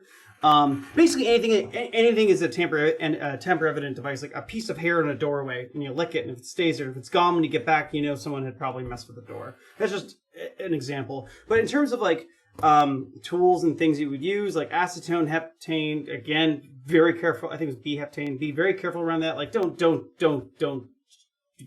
be very careful with that one. But there's other ones that, but like acetone. Yeah, I mean. So really Glugon is basically gasoline. It is. It's a petroleum-based product. It totally works. The thing is, you want to get the clear Glugon, which they don't really sell at the store. They sell the orange-smelling one. But you can actually go get like a gallon, like a 55. You can order a 55-gallon barrel of Glugon that's not scented and clear. But you got to buy a whole barrel. Last time I checked. Yeah, there's also paint thinners and solvents. I mean, like, those are just the play with those. Really, more what you should be focusing on is also heat is a good one, depending if you're on like waxes or other types of glues. To like a hair dryer can be very good. A heat gun, depending. Dental floss, ivory.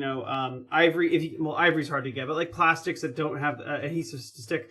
Wax paper actually from the kitchen works amazing. So if you can do a lift and get the tag off, you put it down on wax paper. It actually doesn't. Hopefully, most of the time doesn't damage it, and you can put it right back. The main counter to a lot of these things is using a kinematic mount and a camera. So like in astronomy, they figured out that you can actually take a photo of the sky and take another photo right after, and you can see what moved. Because the human eye actually, I just saw a video on this, and they were actually saying that each human eye is like about 5K in the center of resolution. And then it dissipates off on the sides in your peripheral. But the eye, like compared to most CCD or CMOS sensors, is very high resolution, and actually it's very, as humans we're used to seeing movement. So like slow color gradients are harder, but movement is for predators. Our eyes are forward. It's easy to see. So like if a star moves, and we could talk about what I gave at my CCC talk, is like glitter nail polish. If you're putting like nail polish can also on screw heads be a tamper evident device. So like if you're worried that someone's going to be opening your laptop, or someone like me who just doesn't give a shit about your screws, it's like actually I go through your vents. Let's like ignore that entirely.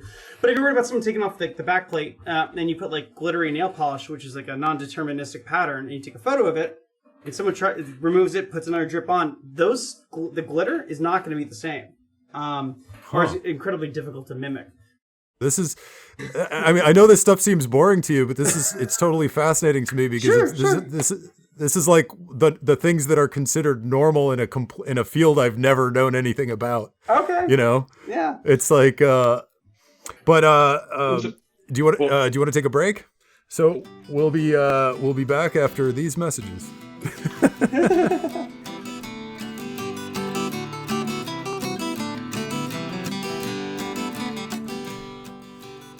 Hey, this is Ben from Symbol Crash. While we're on break, I wanted to share some updates. We have a new YouTube channel at youtube.com/symbolcrash, spelled SYMBOL crash. We have all our episodes up there with an awesomely hypnotic video loop made by our very own virus. We don't do ads because as working security professionals, we don't need your money. But we do ask that you like and subscribe, or if you're like me, you're too paranoid and annoyed by advertising to browse while logged into anything, maybe tell a friend about us and have them do it.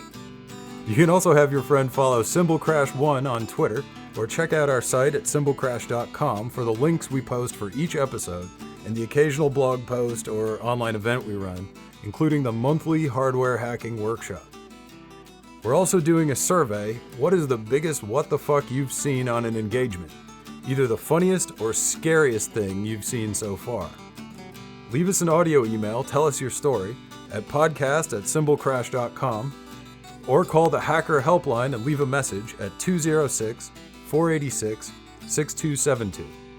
When we get enough of these stories together, we'll do a What the Fuck episode, and we'll share some of our stories, and it'll be a good time. And now, back to our regularly programmed schedule. One question that I am kind of just personally curious on for you, right, is like, after all the time and energy that you've put into the hackerspace in general, right, and the hackerspace movement in general, what are the things that you would like to see improve? Like, so real quick to contextualize that question, right? Yeah. I have within my family, we have mechanical engineers, people who have worked as experimental machinists. And so when I look at the maker movement as a whole, right, it's like, hobbyist machining kind of to almost an extent. Like the additive manufacturing stuff comes later and that's super awesome and important and right. Yeah, it's one part, but it's like part of a narrative that I think gets a lot of noise. Because also you have like MakerBot that sold for half. I mean, I know all the people who started that, and but yeah, it grabbed news, and so that's why people talk about it a lot. I mean, it's useful, but it's not for manufacturing. You can't scale that. But the thing is that like small, like mom and pop style mechanical engineering shops have existed before Maker as a movement, right? And some of them were even set up for tradesmen, like they were set up intentionally for people with trade skill to kind of float around the country and just pick up work in whichever local mom and pop shop was available. So it's not a totally foreign concept to the States. It's not a foreign concept at all. Right. I think it was a different, so keep going. Yeah. Oh, so what's re-ask the question with the contextualization. Yeah. So the question that I had for you is like having kind of helped foster the whole hackerspace, which is now. I am one of many. I'm not the only one. I helped. I know, and I'm not trying to. But I'm not the only like person. Yeah, but the essence of the question, right, is just like, what are some of the things you'd like to see improve, right? Because I've seen a lot of the for-profit trends, right? People who are trying to monetize the whole hackerspace, makerspace thing, and at some point, yes, you have to be able to pay rent, and it has to be economically viable for you to spend all of your time doing it because capitalism. But There is a limit, and it's like there's it should probably stop somewhere before you start trying to be WeWork for makerspaces. Like, there's probably a line somewhere before you get to the WeWork level. Maybe we should just draw it. I don't know. That's me projecting. Sure. So wait, the question is, what do I want to see? I'm gonna be honest. I actually don't really know where all the major spaces are. I mean, like, look, PS1 they're doing their thing. It's up, it's running. I mean, like, I can go drop in there, and they have things that we never imagined that we would have, and definitely couldn't fit in the space at the time. And it's a very different thing. Like, there's like Artisans Asylum, or I think it's the final name, but like that's a massive place in the Boston area that Friends started, and it merged from another one. And I think what you're going to see right now, like, I'm actually taking a large look with like friends like Hikari and others at like Silicon, and like I'm really enthused that like hopefully Samsung opens like I think maybe a 2 nanometer fab in Austin. Like, they're working on if that's going to be it. Like, I hope they do. They're like, it's 10,000 jobs. I'm like, the network effects are massive. You're going to have a 10,000 person paid group. The money goes into the communities. You have all these smart people around. More will bind around.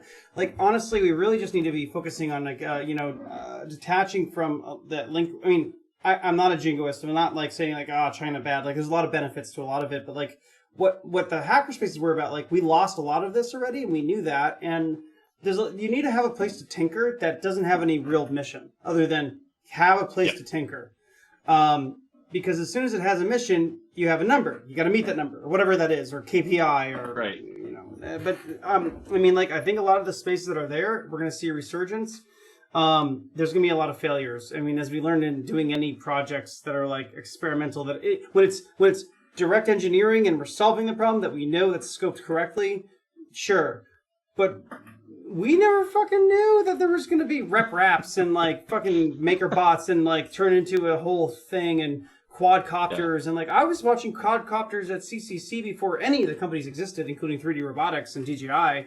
Like, I was at CCC in the Berlin Congress Center, and I think Ben was there too. And like, at night they would open the top floor, which is the main stage, and you'd have like the lights out, and it was like a batteries not included style with the blinking lights, and it's like all of a sudden here, and like, mind you, these were all manually RC controlled drones. There was no leveling software written yet, and they were just starting to do that, where everything's self-writing. And so like, I almost had like a few haircuts when they turned up the lights. Shit, and it's like I've seen 12 drones zip around in like the main speaking hall, but like that was like in 2006, 7, 8. Like, the word drone, or even like unmanned aerial system like UAS, didn't exist. It was a quadcopter. Just did not. The vocabulary did not exist. And so the first quadcopters I ever saw were at CCC events, and they were created by hobbyists, and I'm pretty sure they were mainly created to create glowing flying lights over parties. It's very German. Because that's like what they were. Way to do it. Yeah, that's what they were doing with them. They were like, because you talked about you were in the basement of Seabase. I almost asked you, did you go down and see the spaceship? Right? Oh, of course, well, I mean, absolutely.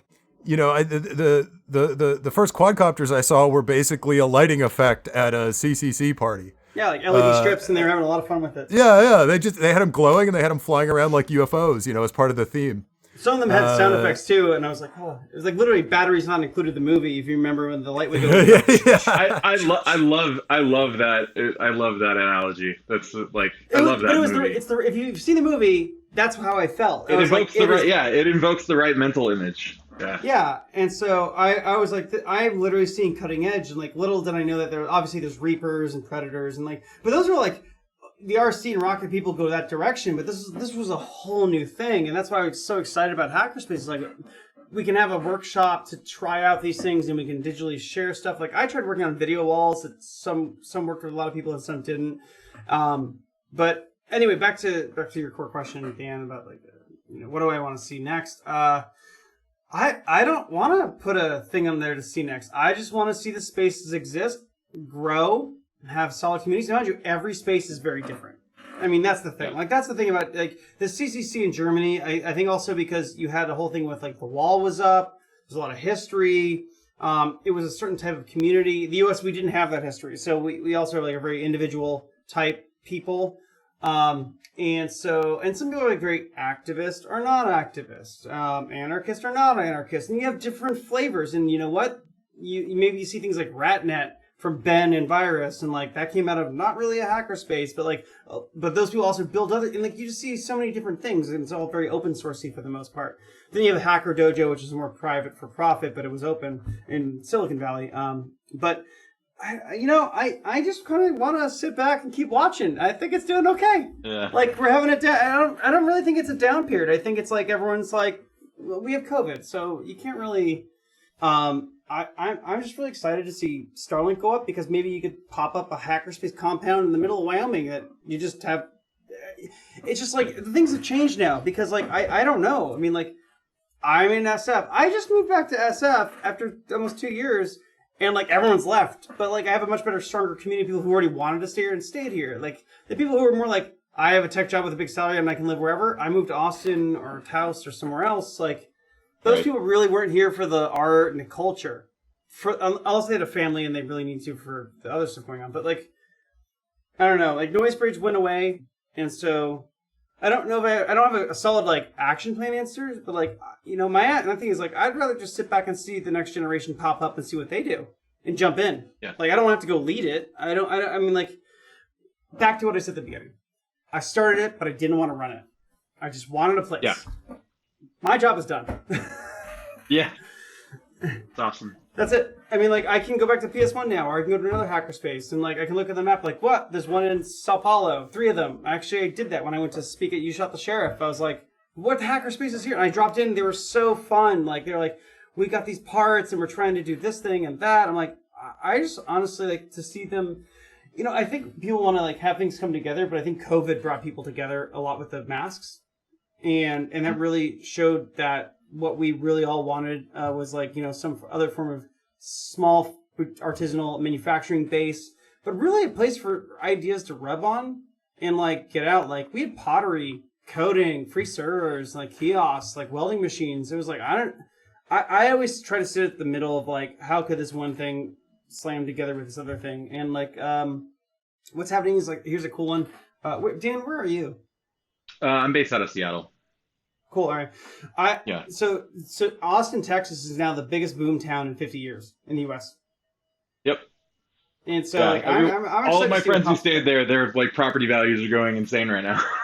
Now, I was thinking of moving. I almost got a job moved there in November because things flatlined with a lot of stuff. But things are back now. But I mean, I was traveling to Austin. I have a significant family and friends there, and sort of like Seattle too, and SF. But what's going to happen, I think, is you're going to see that. Well, first, the U.S. We're going to get done with COVID by the end of the year. Like, we already, like, if you're looking at the current reports, and I also did some contact tracing work with Emerson at COVID Alliance, now known as New Data. I just, one of the things I see, at least in the business side of things in the U.S., is, like, once we're all, like, effectively vaccinated, done, like, we can go back to life. It's a new normal, whatever that's going to be. But once that happens, I think we're going to see a lot of interesting things come out where a lot of people are going to want to be helping people in other countries, like, once they have more spare cycles. I'm dancing around it. I think they're good. I think people are just going to get back together and start doing things again. I don't have any, like, go build this thing. People are building tons of shit. I mean, people are building tons of shit. You touched on a couple of really, like, interesting things that weren't anywhere near around the question, but are serendipitously interesting to me that I just are fun footnotes for people to pay attention to, right? Like the fact that we're addressing ubiquitous, right? At least for across the core states, ubiquitous access to high-speed internet at a scale that really hasn't been tackled before. It'll be global. It will be global, right? It's just, there's some economics at play there, and we'll figure it like that. I didn't just want to make the sweeping statement. Someone can't afford a $499 terminal yes. and a $99 a month. Yeah. Right.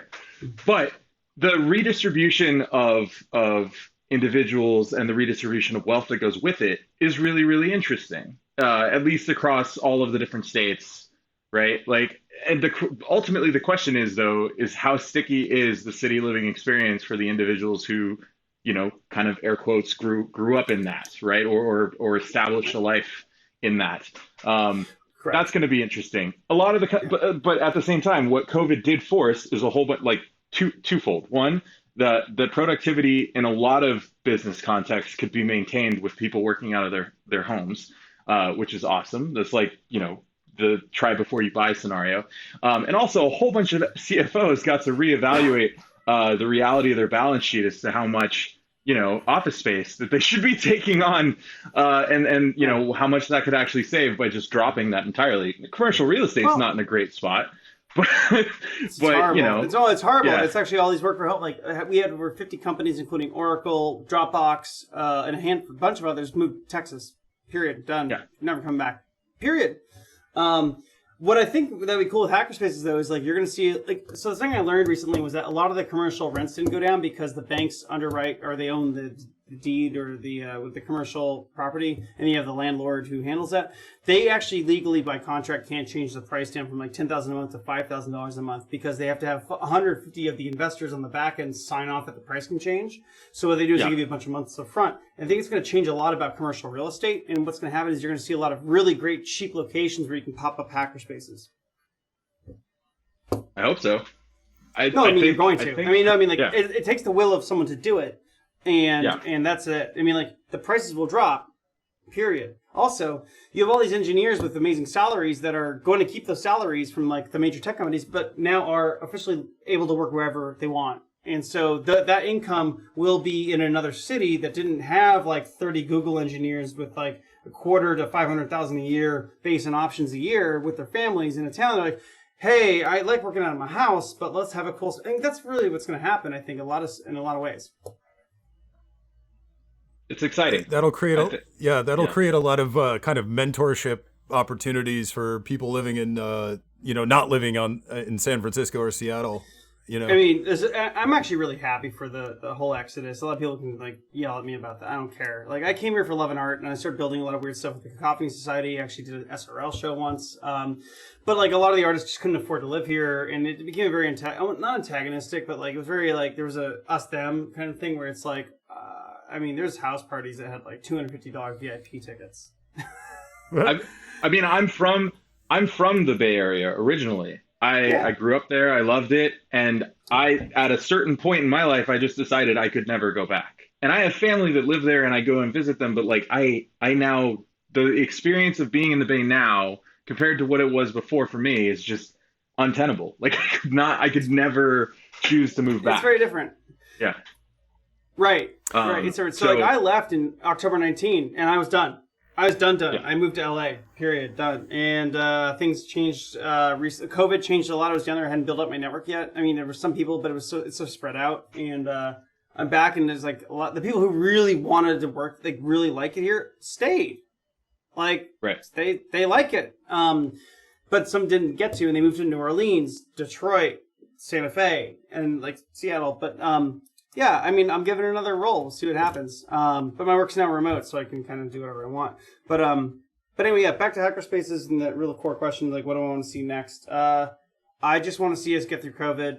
And I want to see kids and people bang bytes and LEDs and other things and just, like, see what comes out. Because, as you know, as we've seen, like, necessity is the mother of all invention. And that's honestly what a lot of us felt at the beginning. And the infrastructure's there now. That's the big thing. It's like, the internet before a lot of businesses like e-commerce sites like Shopify couldn't exist without the internet.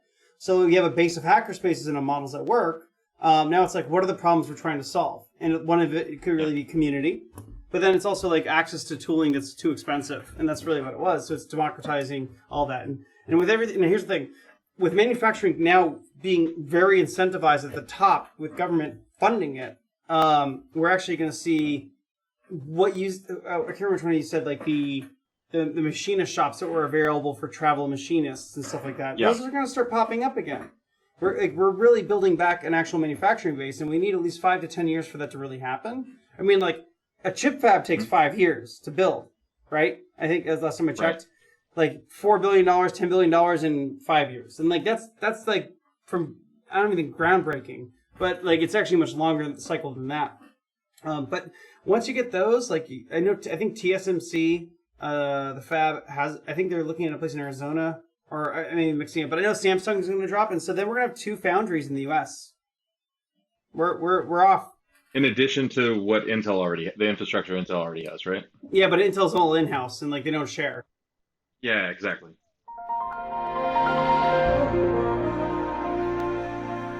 And we're back with Eric Michaud. So one of the things that was really interesting about the tamper evidence stuff is there's kind of this relationship between the blacksmith 3D puzzles to picking locks, and then that got you into Argonne, looking at tamper evidence stuff for nuclear safety, and then that ties security.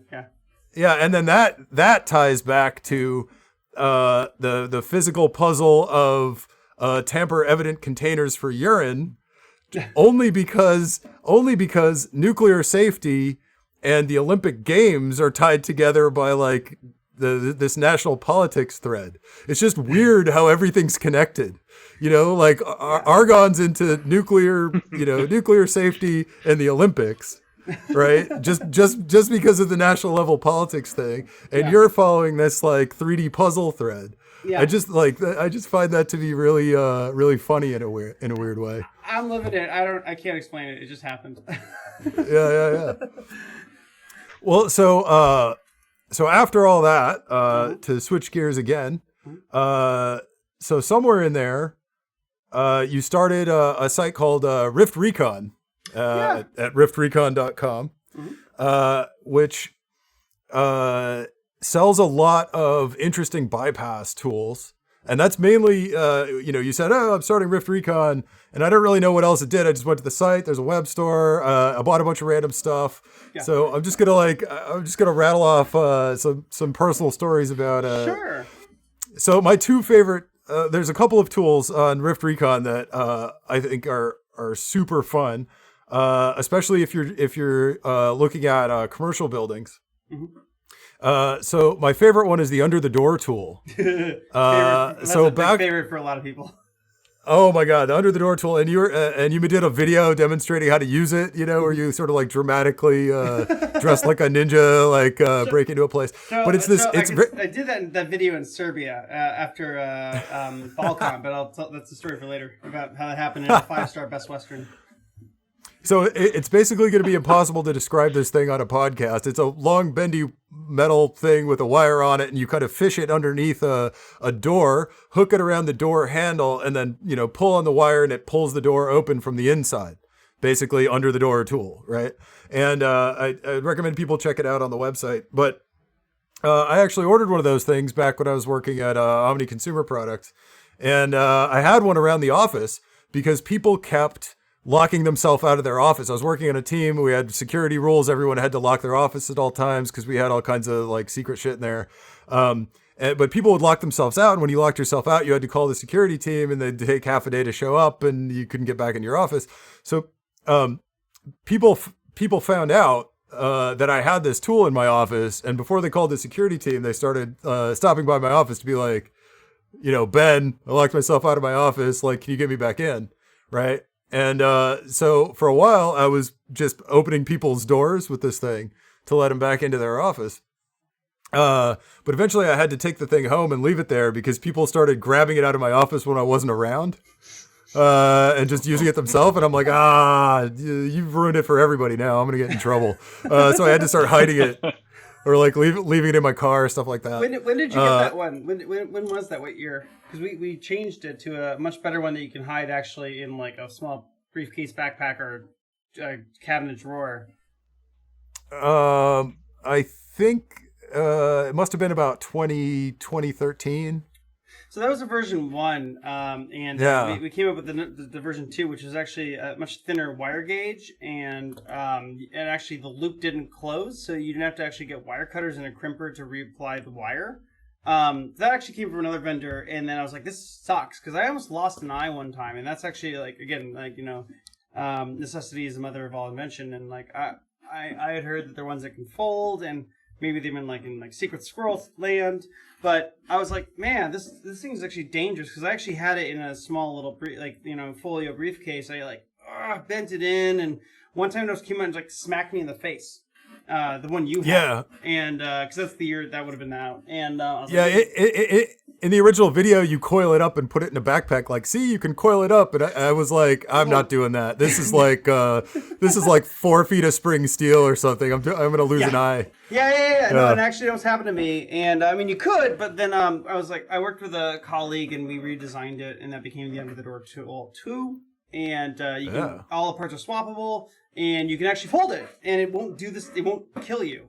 And so, I mean, that was, like, you could do it in the first one. We always advised not doing it. But also it wasn't very, like, tactical or slick, or just wasn't covert because you couldn't hide it easily unless you had a big trench coat. I know you would pull it off, Ben, but but yeah, so again, with that one folds easily. Yeah, I initially I was hiding it in my office, but then I would people would like go into my office and like be like ransacking the place looking for this thing, and I was like, "What are you? No, I'm keeping it at home. Like, none of this." So what else? What other fun stuff did you get? Well, the other one I really liked from that site, which I thought was really novel, was the push to exit tool. Oh yeah. Which is it's like when you see it, you're like, oh yeah, like that's great. So that's for those that's actually good for like exterior doors where you can like push on that bar thing and they open from the inside, but they don't open from the outside. Right. But it kind of like goes through the gap, and then you can pull it back and open the door that way. Yeah. And a fun fact about that one, which we no longer sell, but like actually we have other stuff nowadays, and but that was actually from, and I'll drop this right here, a little exclusive for Hack the Planet. was actually an entry tool for a late model Camry. Oh. So we got that from another company, and I was like, well, I had learned about it. I was like, we used this one from someone else. I was like, because I already was doing it, but I was like, they just had a finished one, and it was like, this works. And so it actually was useful for an old Toyota Camry. And then we just repurposed it. But really, ultimately, that's a lesson in like just shaping pieces of metal with the multi-tool, and you're in. Just like bring decent coil of wire that'll hold a shape. If you put any decent pressure on it on a 90-degree angle, you can form anything you want.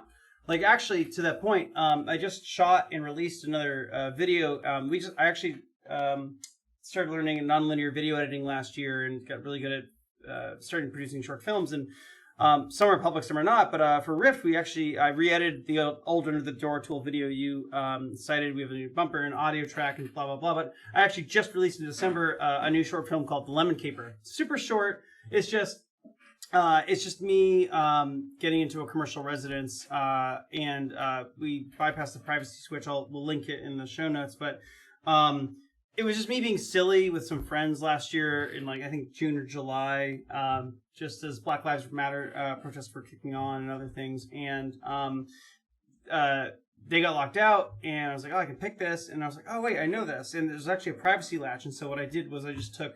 I think it was just a torque tool, but I knew the geometry, and I found another door that was open. I was like, okay, bend, and I was like, click, pick, and it was open.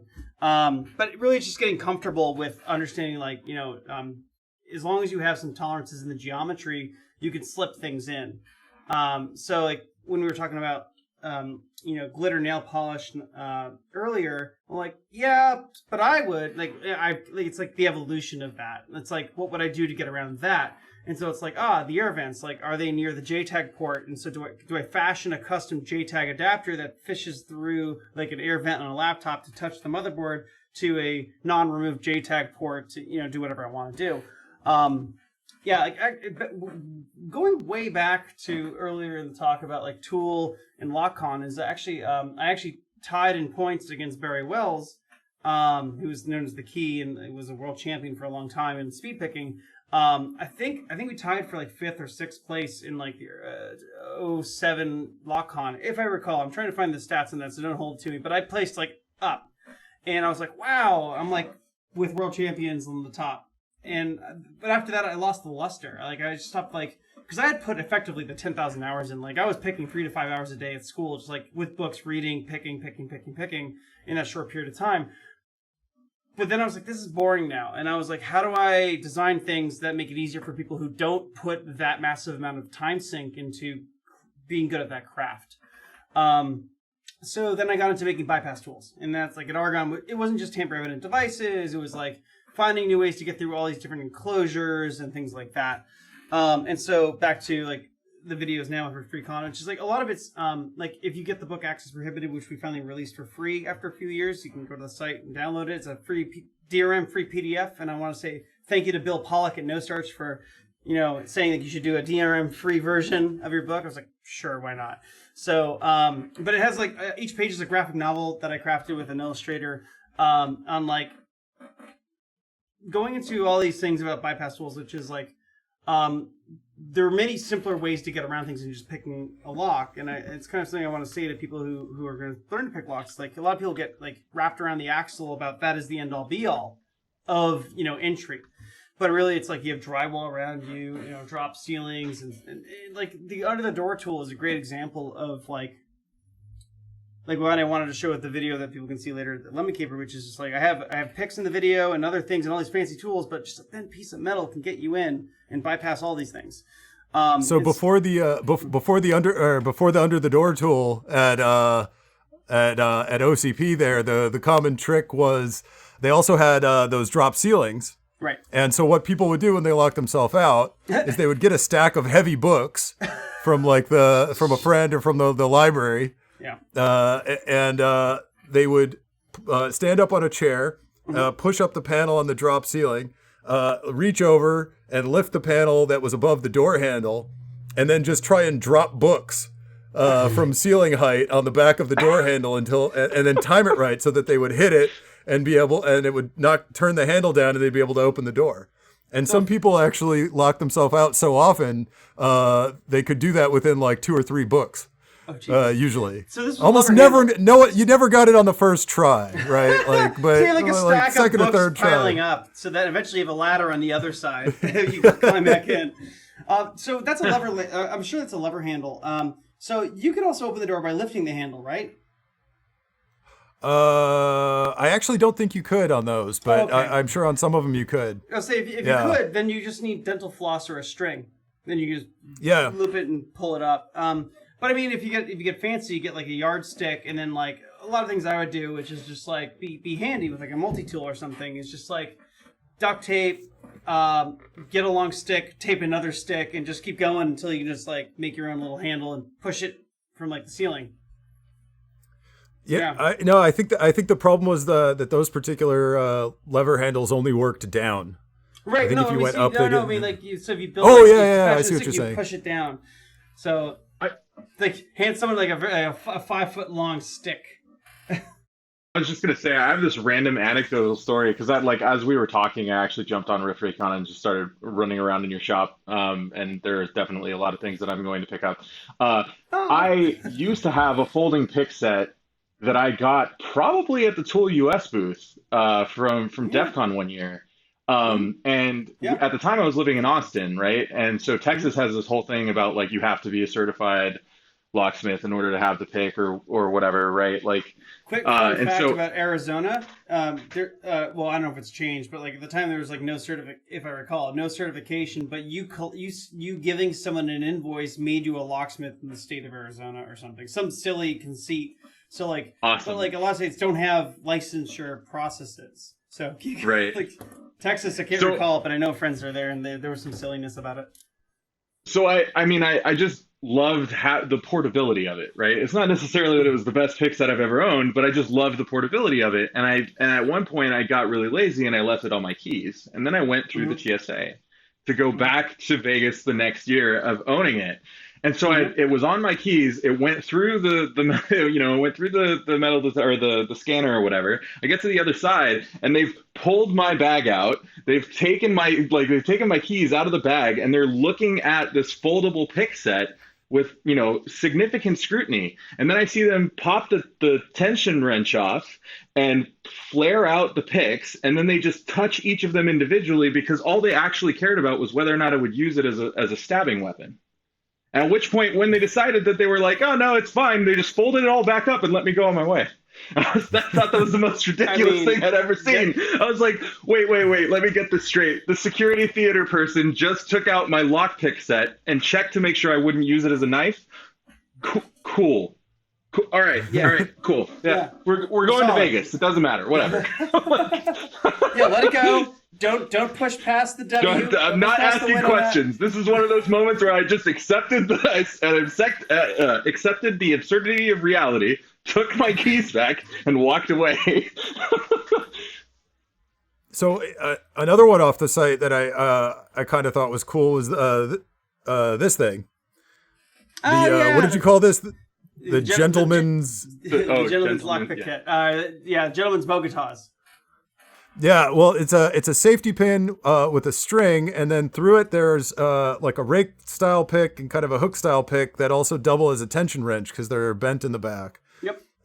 So it's this tiny little thing you can clip to the inside of your clothes or bag or something, and you always have some kind of lockpick on you. I just thought this was really a slick design. Yeah, I saw some folks do that. I was like, why isn't this available? So I just I had to figure out. It took a while to get the micrometer, like all the right. I actually bought dozens and dozens of different models of pens to find the right size spring. And then I had to figure out how do I buy like a gross of these. And then it's like, I had to learn all about springs for a while. Nice. But yeah, it's useful. Like you can put them in hats, clothes, underwear. Since then, like there's a lot of stuff that's not public that I work on, which is more like discrete escape tooling nowadays that are not listed publicly because if you knew they existed, it would inhibit and put at risk the person using them if they have to. Right. So like, we have like handcuff keys on there that are plastic, but if you notice actually the two eyelets on there match your buttons on your button down, so you can break it apart and sew it in. But we've designed, and we also collaborate a lot with a lot of people. Like, some people just have like, I have this need. I'm like, I help with the engineering sometimes. Sometimes we're the ones that make it. But yeah, like we have like a flat pack titanium tools and ceramic razors that fit in all sorts of shapes and sizes that even if you put it through a metal detector, it wouldn't come up. And other things like that. A lot of my more current time has been designing interesting things for people in exigent circumstances. But so back to the store. So is there anything on the store you want to plug? Any new and interesting bypass tools? Let's see. I don't know. I mean, like we have. One thing I really love that I came out with, which is I thought there wasn't like a really nice slick lockpick set out there. And out of the RiftRecon Reserve Collection, we call it now. It's something like RC3, but like basically laser cut lockpicks in a nice leather case. They go with cocktail dresses, suits.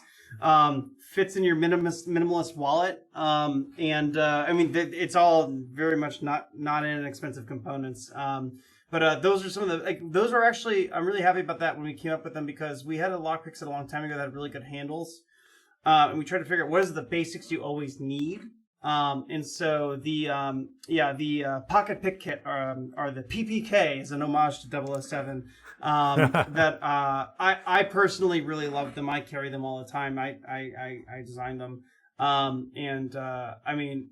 like them more than the Gentleman's Bogotas. I mean, we actually have very little margin on it actually to speak of, but I try to keep the cost down as much as possible, even at $75, but unless you're abusive to them, they're gonna last you a lifetime basically. Like I try to make it as heirloom quality. Like you look at it, you feel like this feels great. It's supposed to also work with gloves too. We'll probably come up with another one in the future, but I've been having a lot of time having fun with like new materials and stuff like that. And then so I just recently realized that you've been doing other stuff.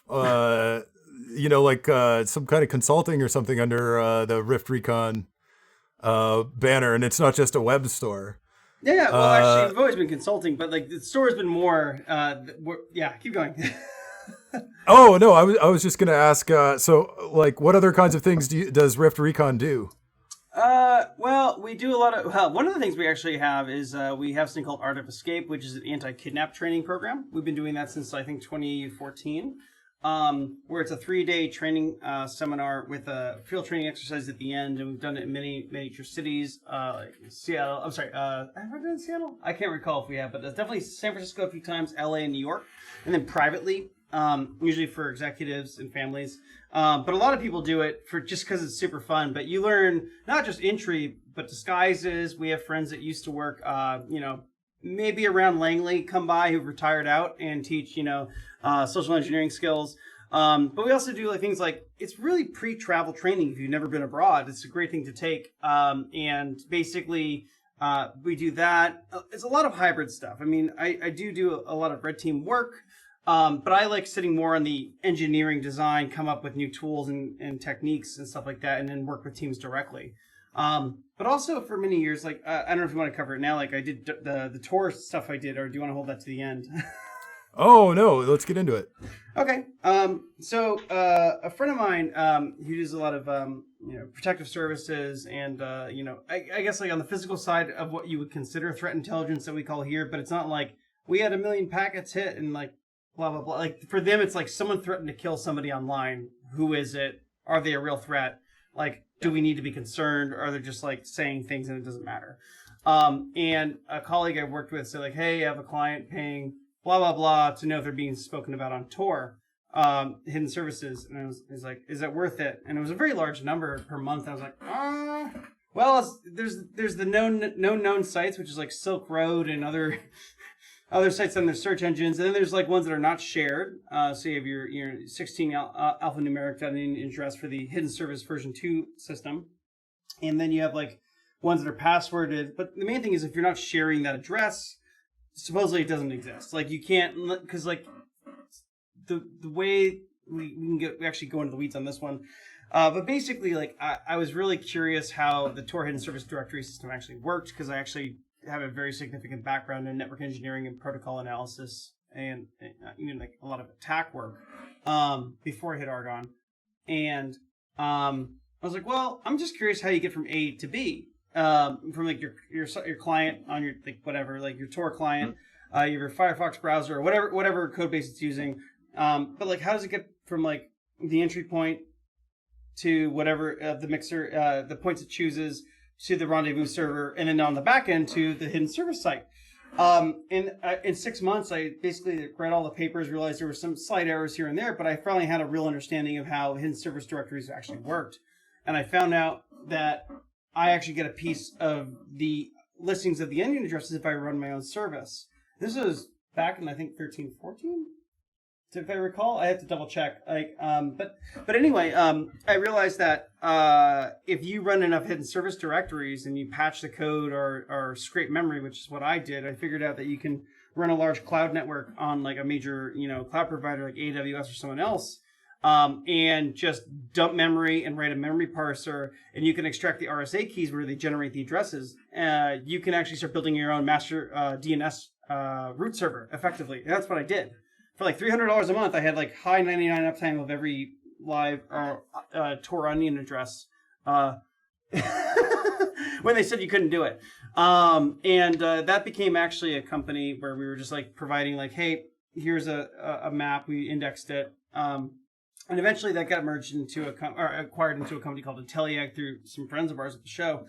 And then I started getting really deep into the people where we found that this was really useful. Were people who worked in executive protection. A lot of people just weren't providing technical services in the way that you then, or Dan or I often work in. And started getting consulting around that, and we were providing services where people were threatening to hurt the principal, whether it be physical harm or otherwise. And then our platform, it wasn't just on Tor hidden services, that just became a component of the company Inteliag of the large data sets we work with. But a lot of it was how do we quickly find out who's really threatening harm? And I got into working at a lot of large companies where I would work with the heads of security on the physical side. Because it's a real weird thing about physical security and digital security, and I say, cybersecurity, information security, is that the CISO and the CSO don't really talk often together. They butt heads a lot. It's just different cultures that they come up with, and also there's a huge age gap too. And so CSOs, or directors of security on the physical side, often are plant security, employee security, more HR type stuff in a lot of components, but not always. But a lot of them are retired out cops, and they're not really like, they've gone through maybe military or some type of intelligence background, but like a lot of them don't like to be in the room where someone's smarter than them, compared to our friends who are CISOs who are like, I want the smartest person in the room with me so I can learn to get this done right. And so you have this culture clash, and I was able to, and mind you, age matters. There's a bit of ageism in a lot of it, which is like, I'm the young person, so they don't trust that I've not been around long enough, but a lot of it is qualitative, not quantitative. And so, like, you have these two fighting forces of like people trying to meet a mission, and also they're very under budgeted. So we came in and provided a service where we can actually like help work within their budgets, but also work in an environment where like we really saw impact to the work. Instead of like looking at firewall logs, we're looking at people spewing venomous messages, and we're like, wow, okay, well, and then they're like, well, how do we know if this person's dangerous and where are they? I was like, oh, well, here's their username, and like we actually started doing OSINT. And start building out an OSINT product and really started to help speed up all of that for them. And I've been doing that for a lot of years now, and I've gotten a lot of interesting work helping people in like really bad situations, like bridge that gap. So that's what I've been doing through Rift and other ventures that I've spun up. I basically I've started nonprofits and companies enough that filing paperwork isn't the hardest thing. It's more like, how do I articulate that as a separate thing? Because people get confused. They're like, they'll see like Omni consumer products, like they think it does one thing, but like as Ben does, but they do 10 other things, and they need to use another brand to articulate that to the person who's buying it, so they feel comfortable spending large sums of money to solve this problem of theirs. But anyway, yeah. So I spun up DarkSum as an entity for that, sold it, but didn't. The Silicon Valley story is, you're worth a lot on paper, but you don't actually get paid. It's very true. But I learned a lot and got to work with a lot of great people. And so we worked on things where people were threatening to harm others. But how do we take my technical skills and then write a lot of code, because I do write code, which a lot of people don't think I do. But basically, how do we automate a lot of their processes from their analysts, which are not engineers, who are doing assessments on these threats? And so that's a lot of, I just somehow kept moving into this other direction where I find a lot of enriching work on the physical security side, but actually bringing from like our information security pedigree background, like tools and techniques. Like a lot of them don't know what the hell who is like as a tool, or, but I mean, like it's the little things like that have really big impact because it's just not applied. Yeah. I mean, it sounds like one of a repeated pattern where we've seen a lot of success, and you have that trend of people who are participating in the information security space where they kind of merged with software engineers of the whole like, I want to automate myself out of a job, and then you just take that ethos and apply it to literally every problem that's interesting enough for you to find an application to it, right, where you can digitize it, and that. Yeah, it's very powerful. There's a lot of opportunity in that. There is. That actually reminds me of a couple of. So I know I said we didn't really form a U.S. sort of national hacker organization, but I'm actually now remembering that there were a couple of times when that sort of happened, right? Like we do have some kind of loose network, and sometimes other groups of people come and ask us for help, and we all kind of get together and help them do something, And one example of that was kind of when around the Snowden era, a lot of journalists started just asking people like, you remember this? There were all these journalists suddenly asking, how do I use GPG, right? Like, how do I secure a laptop, Fun fact really quick about PGP and GPG is that the people who wrote it don't use it. And I know this from them personally telling me. Yeah. Well, I mean, or it's like, how do I encrypt a file and stuff like that? Right. Or how do I make sure, an SSL connection is okay? But a lot of the questions were just like, how do I secure a laptop? Right. Like, I know I need to have a separate laptop for talking to sources. Like, what do I do? How do I even get started? Like, what are the basics? Cause just regular people don't know any of that stuff, there was sorry, go ahead. Well, the label that I like to apply to that, or for me, how I like rationalize it in my head, it was the point in the collective psyche where privacy became a principal element of technical literacy. It's like that, like Right. until That's a right, great way like to frame until it too. right, like it was until they saw striking examples, nobody realized that like, oh, if I'm good, if like I know how to use a computer also means I know how to protect myself while using a computer. Right? That And like I mean, extra element got added. the other thing about this, like, oh, we're going to look at Tor hidden services for people making threats in private secret places. That seems kind of old timey at this point too, because now, Yeah. It's like really got a whole other epoch.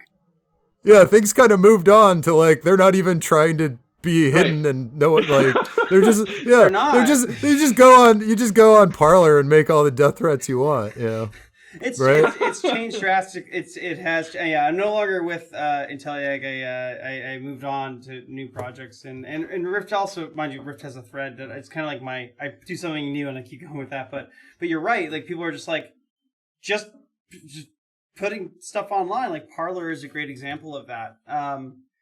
Yeah, it's interesting. Well, great in some sense, but it's really like people just stopped even realizing privacy was a thing they should probably be worried about. On some sense, maybe it's a I don't know. different audience. Maybe it's a different demographic that's now. Definitely. I think Yeah. it's a. Yeah. I think it's a different demographic.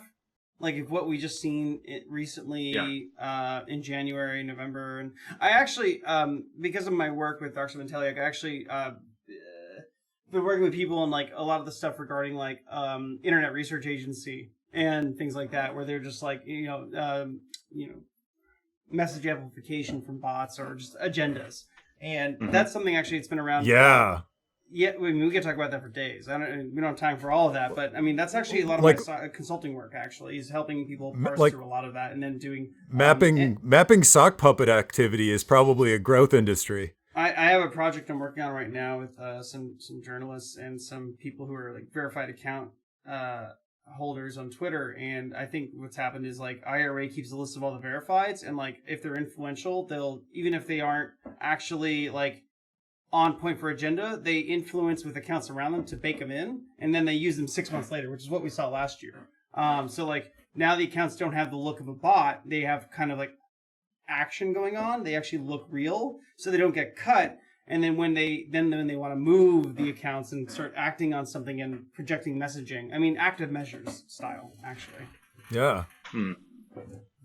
That's an interesting that's a trend that's been going on for a bit, but it's been, I think, very successful, and it's probably very cost effective to do that kind of thing. So I imagine we'll be seeing a lot more of that in the future. You don't need you just need to swipe a credit card for the ads and other things. You don't need to actually fire any bullets or drop any bombs. Yeah. Yeah. Well, so I mean, we've already covered so many different things. I mean, I would say you're all over the place, but that sounds bad. You're like all over the place in a good way, if that makes sense. Yeah. But so, man, we gotta like there's one or two other points I wanted to hit along the way. So one of your other very well known activities was you had a partnership with Hikari to work on a project where you so Hikari is very widely known. Like he generated a lot of rainbow tables. He started a company using FPGAs on PCI cards that he sold. Eventually, he sold to Microchip, but he was very successful at that. And he used these FPGAs for many years to generate to crack hashes, to crack crypto. He sold arrays of them as cracking machines back when GPUs weren't as good. And he was really an early adopter of let's stick an FPGA on a PCI card and just like figure out what we can do with that. Slam it into a laptop in a PCI Express slot. Yeah, hell yeah. And he was actually he's very well known in hacker circles as being the organizer of ToorCon and ToorCamp. But he was also well known. A review board member now at ToorCamp. So submit your physical papers for the next one. Ah, nice. Nice. But he was also very well known for he was the guy. If you didn't pay attention to any of that, you would have seen his name on the WPA rainbow tables and some of the other rainbow tables that were published way back in the day. They're not like They're called the Hikari tables, basically. Really? I didn't Yeah, because that was, and I'm sure he's known for other stuff too, and he'll probably get offended that I don't remember the rest of it. But he's another, another guy who's all over the place for sure. But so you and him cross paths to steal cars. Yeah. Right? So actually, when I was traveling the country, this is when this happened. So we finally got permission to release the video that I'm starring in. Apparently, is Nick Cage, effectively a younger Eric. But on the RiftRecon YouTube, you can see it. But so here's the story. Here's the backstory. So story time. I was bumming around teaching lockpicking, and actually was doing a class at Ada Technical Books, in my opinion, the best technical bookstore in the country.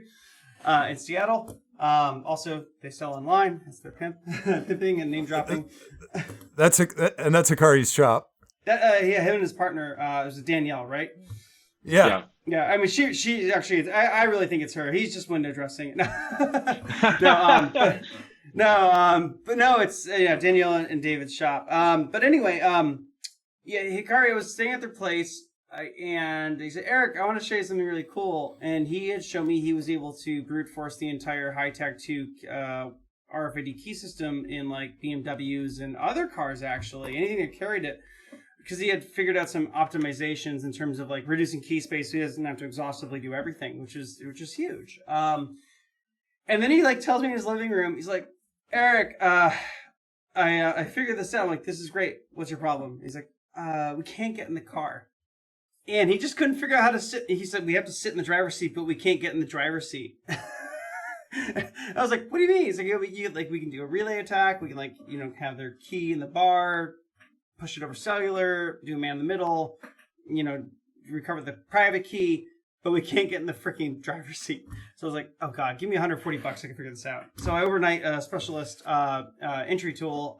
It's I think it's from Lishi, Lishi. They make a lot of great tooling for cars.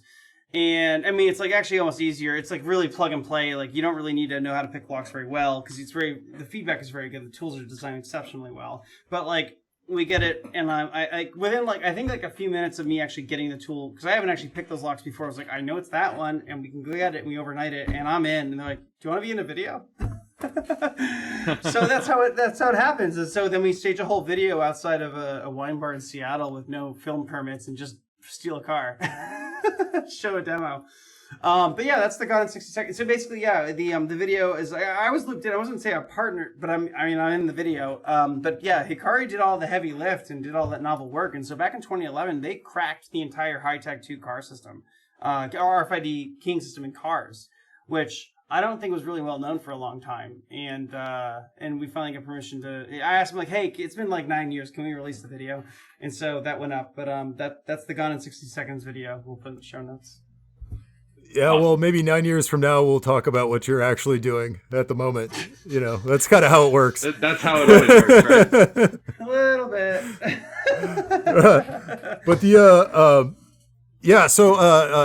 as I recall, the attack was, he came up with some optimizations and stuff, but basically you take an RFID key fob, you get it close to the car, the car does an RFID interrogation, and they start some kind of handshake. Yep. There's some key that's sent to the fob. You relay that back to some presumably rack of FPGAs he's set up to crack the whole key space. I think he had one in his office and had like 6 FPGAs all tuned for us. Yeah, and he used two prox marks.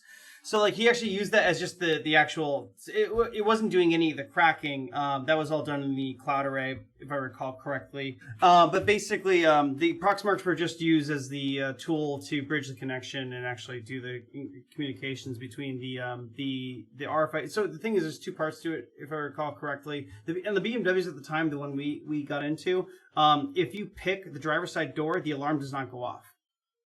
So I can just get in the car and no alarm goes off. And then you got to get to the actual RFID in the key next on the start button, which is a separate. I think it's like 125 kilohertz. He'll correct me.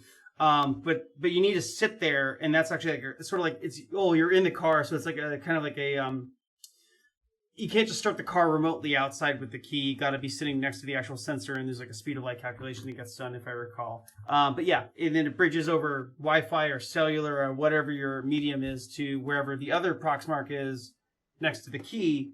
Yeah.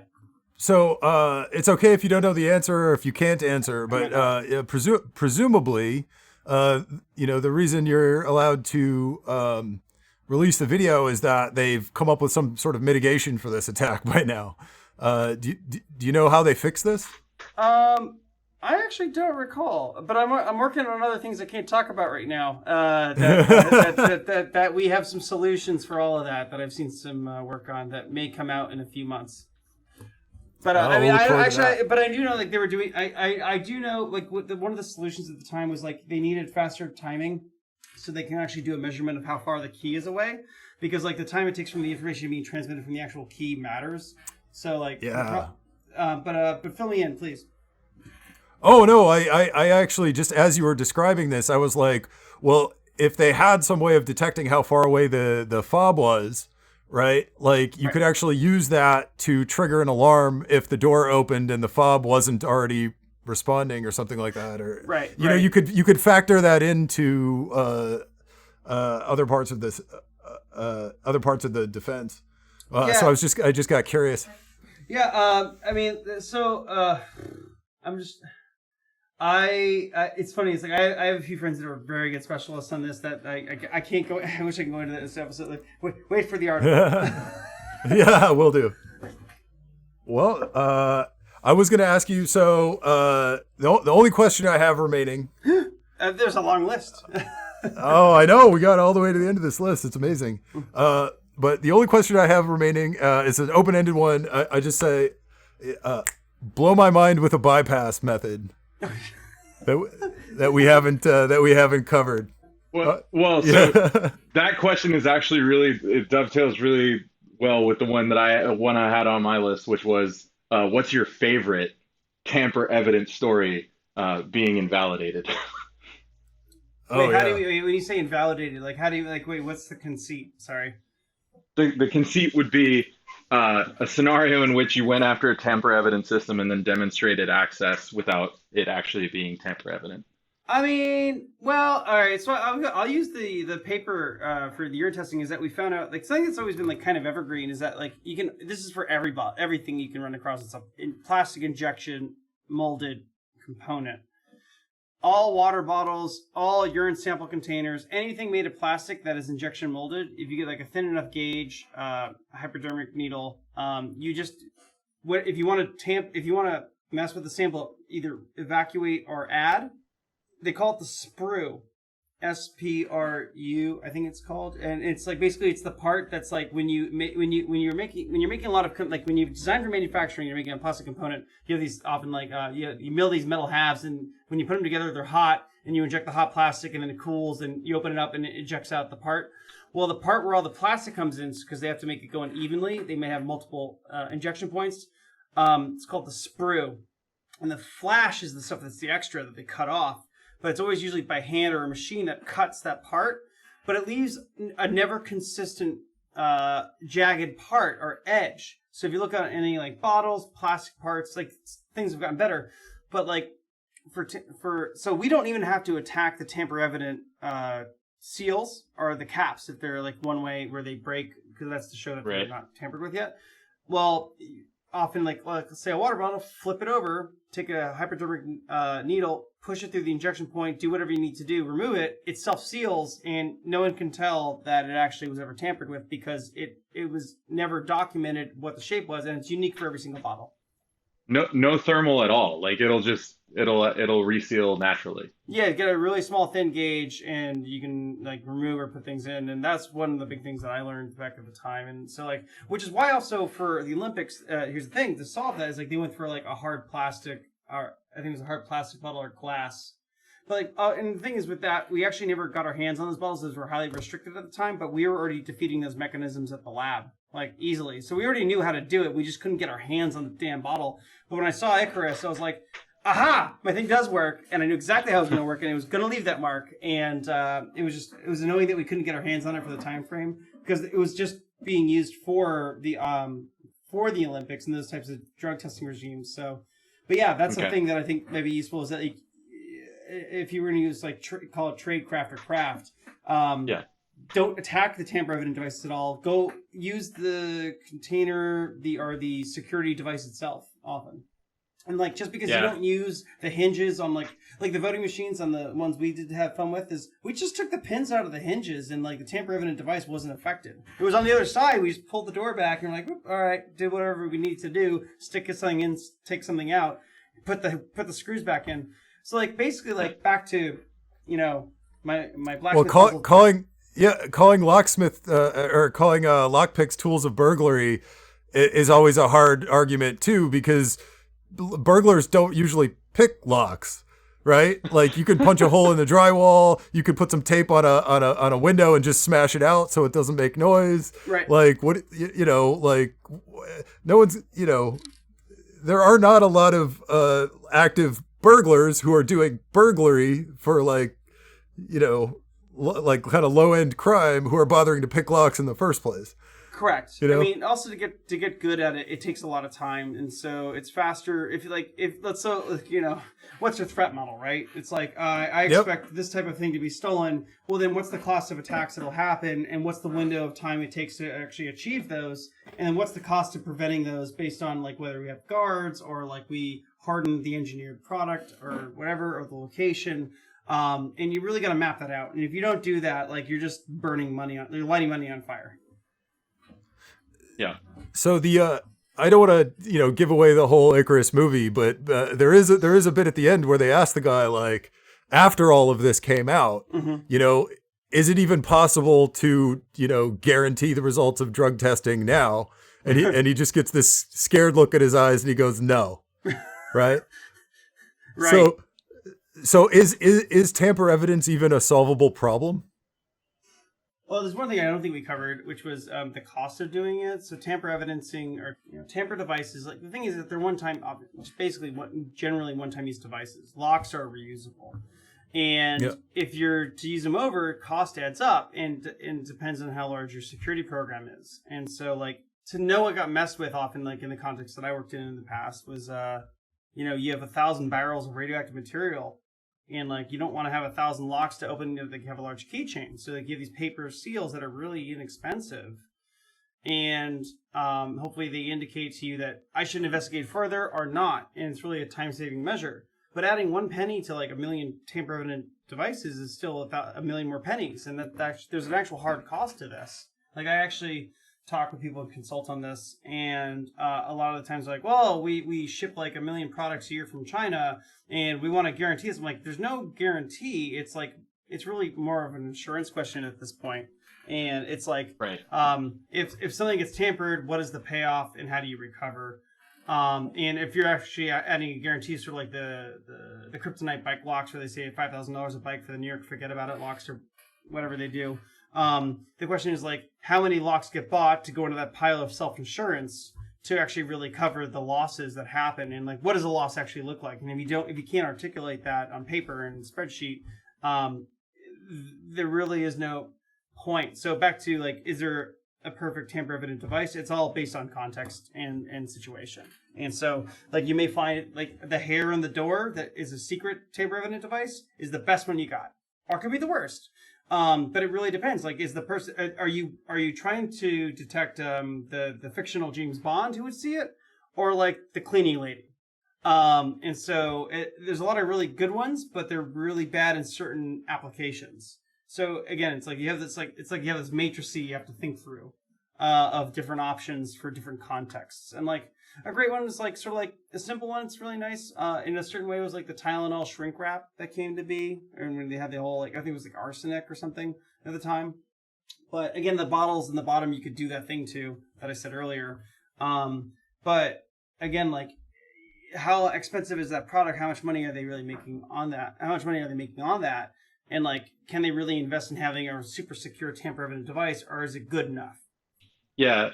So it comes back to the threat model. Yeah, which is actually one of my favorite episodes to date.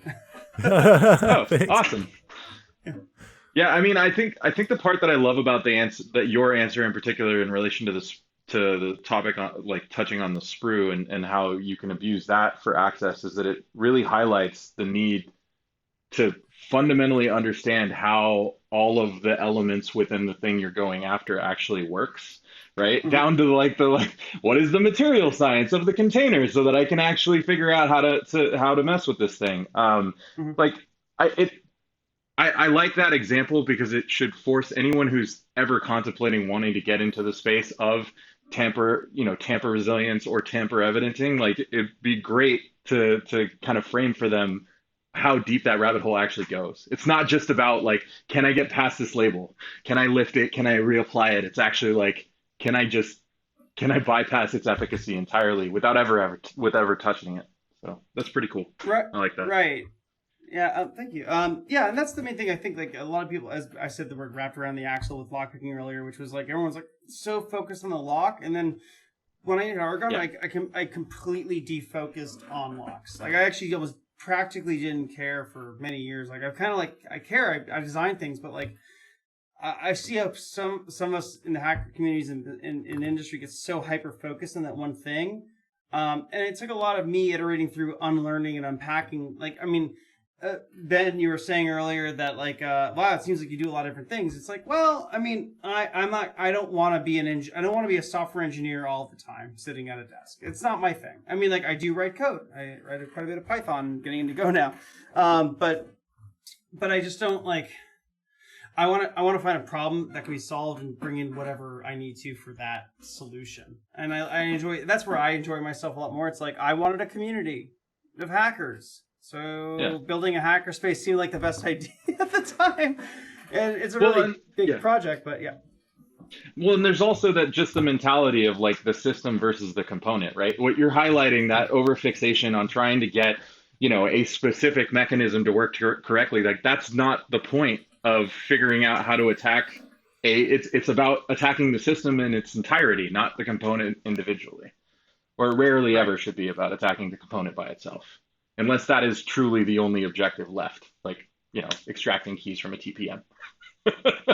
Depends on Which how even tight then your scope is. rarely ever the actual target. You just end up tapping a bus somewhere and reading it off, right? Like, well, I think you just hit on something else too. So we started this podcast. We wanted to do like a, by hackers for hackers podcast. And somewhere along the way, I realized that, much like pornography, I can't actually define the word hacker very well.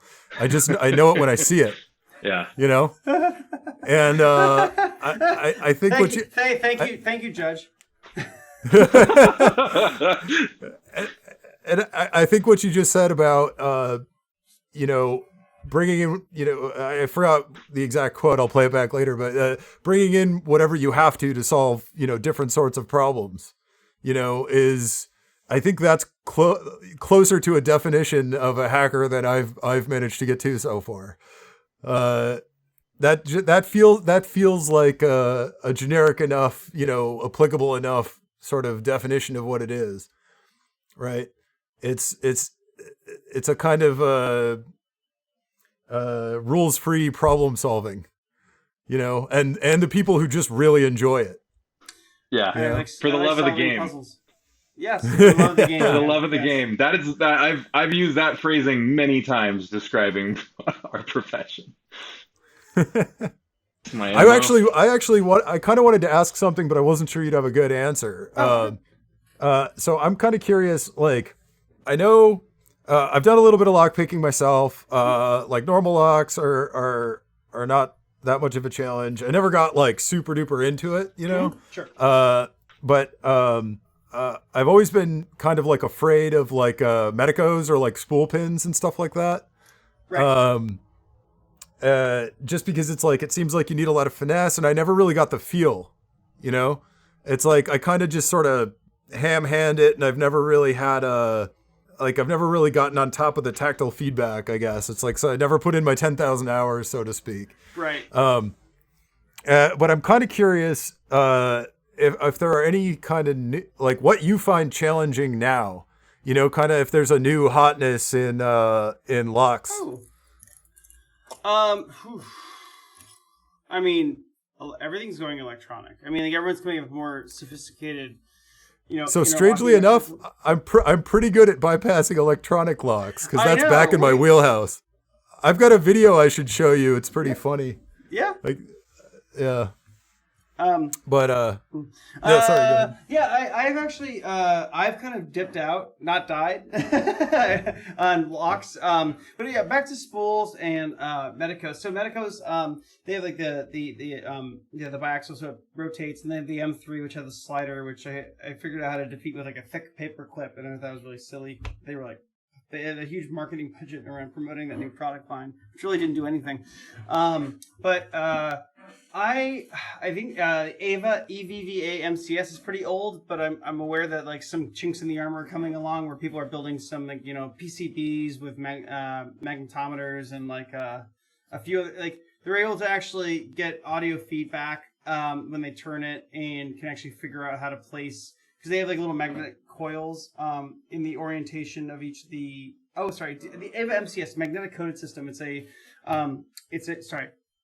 Let me explain what that is.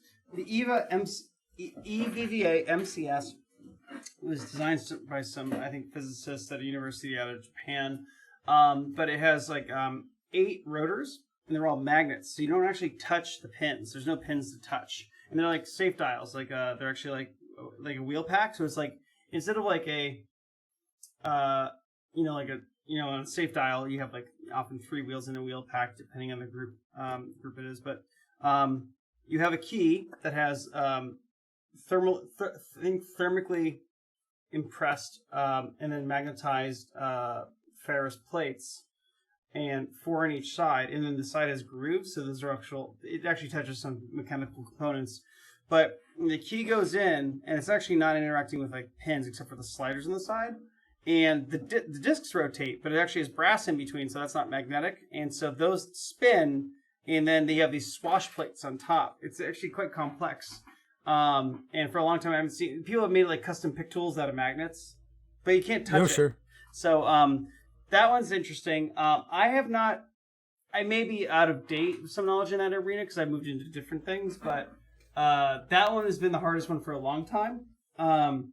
You often note seals in the U.S. are quite expensive, but I'm aware... So, I mean, just my stupid kind of first thought is, you can do electromagnets. Mm-hmm. If you run current through a coil of wire, it generates an EM field, and you can kind of control that EM field. Right. So it's almost like a mag spoof. Right. Is it really? They have 8, I think it's 8 orientations per disc, so it's 8 to the 8th power of combinations. Yeah, that's a big number. But, right. But they also make noise, and so I know people have been putting like pickup mics on and actually listening. So like how they have robots. Oh, a side channel. Yeah, channel. Yeah. So, and also there's another thing I've seen that's new hotness that I haven't seen in public, but I've seen in private, is ultrasonic pin measurements. Okay, what's that? Well, non-destructive testing methodologies, like you have different things you use sound like sonar. So people figure out using like a bow as a waveguide, and you can send the right audio pulse through and measure it like sonar, so you can actually measure your pins. Oh, so that's like an attack technique. It is, yeah. You can make a key. Wow. I haven't seen anyone do a clean one in public, but like I'm vaguely aware that these things do work. I mean, like, just to walk through, like, in layman's terms, walking through the hypothetical, is this like a hook pick that they're just like placing on each pin individually to get an acoustic signature out of and translate to a pin depth? Or like, so it's like, ultrasonic. what's the mechanics? So like basically, so originally you have the ultrasonic. If you had small enough ultrasonic transducers that can fit into a keyway, that would be the way to do it. But the problem is like they don't get that small unless you make custom ones, and like Bosch makes them and other stuff like that. But they're not even tiny yet. They gotta fit right through. So people have figured out how you can use like waveguides through the bow, and as you put it in, and like as long as you know the target lock in advance, you can actually you can actually do all the measurements, and then you basically have a catalog of all of them. And so once you know the one goes, you do all the measurements ahead of time. An acoustic rainbow table. That's amazing. Yeah, that's great. Yeah. But I mean, it's a lot of small circuitry and stuff like that. But I mean, again, it's quite an expensive workup and knowledge base you need to make that attack actually work. But those are interesting to me. But there's like many others too. I mean, the Russians figured out that you can trick a case officer into putting a radioactive material that didn't know was radioactive into their safe at the embassy, and they come in with a plate of like a negative, and they hold it in front, and they take a picture of the wheel pack. But they radiate X-ray. Yeah, so that's why you have like Type 1R dials, which is like they have Delrin wheel packs, so like that doesn't work. But there's more sophisticated.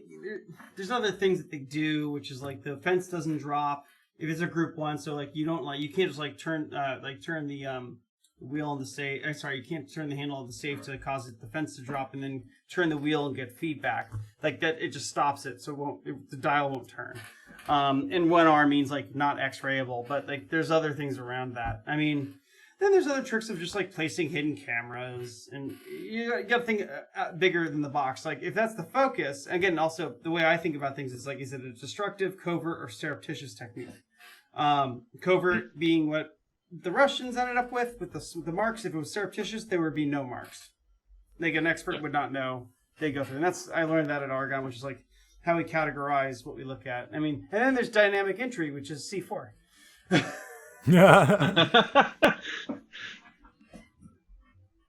But well, that definitely counted. That definitely counts as mind blowing. Like yeah, it's actually, what's really fun is there's these things that I really want to I've been playing with that they're hard to get. They're called breach pens. It's thermite on a stick, but it's like a road flare, and you can hold it with your bare hand. That is awesome. No, that's the most impressive part of that. Yeah. It has a handle that slides out, and you can like cut through chains and locks and stuff. Go look up breach pen. Try to get them. I'd be impressed if you figure it out, because they're really tight about them. Well, you can. I mean, so thermite is a mixture of non-controlled materials. It's right, but they have a stick form that they have like their own patented whatever. But I'm sorry. Don't do this at home. Oh yeah, don't do this at home. Yeah. But you can order thermite on eBay. Yeah. You can also cut it. It's a mixture of aluminum powder, which burns very, very hot when it's ignited, and then some rust. Yeah. And then there's usually a magnesium strip to get the thing going. So magnesium's easy to light. It burns hot. It burns hot enough to ignite aluminum dust, and then you have a 3,000 degree burning blob of metal that'll cut through just about anything. Right. The part of the breach pen that I don't understand is how you can hold on to one end of it. So it must be tamped or insulated or something. I don't know. I'd probably have to see one. I've held and used them. There's videos on YouTube. You can go look them up. But do you have the remains of one? Do you know what it's made of?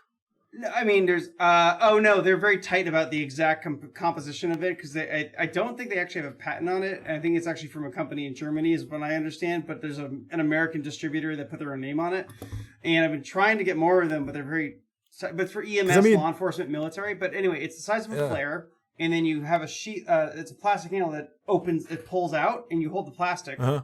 And it burns off this end. So, like, you can see my hands here on the video, but basically, I think you have, like, 8 inches of thermic lance, and that burns in 30 seconds down, period. But then you have, like, a plastic handle that you were just holding. And it has a big match that lights at the top, like a road flare. But I wonder if that plastic is some kind of, like, super heat insulator, like space shuttle tile or something. No. Your hands are far enough away. Oh, I'm looking at a site right now that'll sell you 2 of them for $139 and ships to anywhere in the U.S. as long as it's not Alaska, Hawaii, or a PO. Is it breachpen.com? Because like then they opened up their. No, it's Fifth Ops. I'll send you a link. Please do. Yeah, I'll just drop that in here. But yeah, awesome. And you should put these in your car. Put these in your car. They're very stable. Right. So again, you may want to trim me beating on him a little bit. The call back to previously in the podcast where I mentioned that I was a chemistry major. I was like playing with thermites since high school. I've been making that stuff and playing with it all the time. So this is hilarious. I'm glad that these exist. Yeah. Well, I guess at $65 a pop, it's cheaper than a boot fee if you get your car booted somewhere. Is that even still legal, booting cars? It's the form factor. Yeah. It's the form factor that makes it nice, though, right? Because you can buy the powdered the iron oxide and the aluminum and do the ratio and then just put it in like a ceramic pot, right? Like small form factor flower pot if you wanted to do like targeted release through the hole in the bottom, right? So you could do this easily, but it's the portable form factor that makes it awesome. Like the fact that you could use it as a thermal lance, just basically cut through whatever you want for a fixed period of time. That's very useful. Oh yeah, I mean, you put these in your driver's side door. I have friends who work in EP work that do that, and they're EMS people, and they carry stacks of these in an ammo can. They don't need to be in an ammo can because they're not going to go up, but also, if you're really unhappy with somebody, if you really want to road rage somebody, just light it, leave it on their hood. So mean. Definitely don't do that. Definitely don't do that. Don't do that. Really don't. No, but I mean, I did. Wow, maybe I can get them now. But that's a fun one. But that's again. That's I'm not sure you should after that. After that idea. But no, I've used them, and they're quite useful for quick entry or other things like in emergency cases, exigent circumstances. It's like a one use jaws of life. They are one use jaws of life. That's what they are. Very cool. Very cool.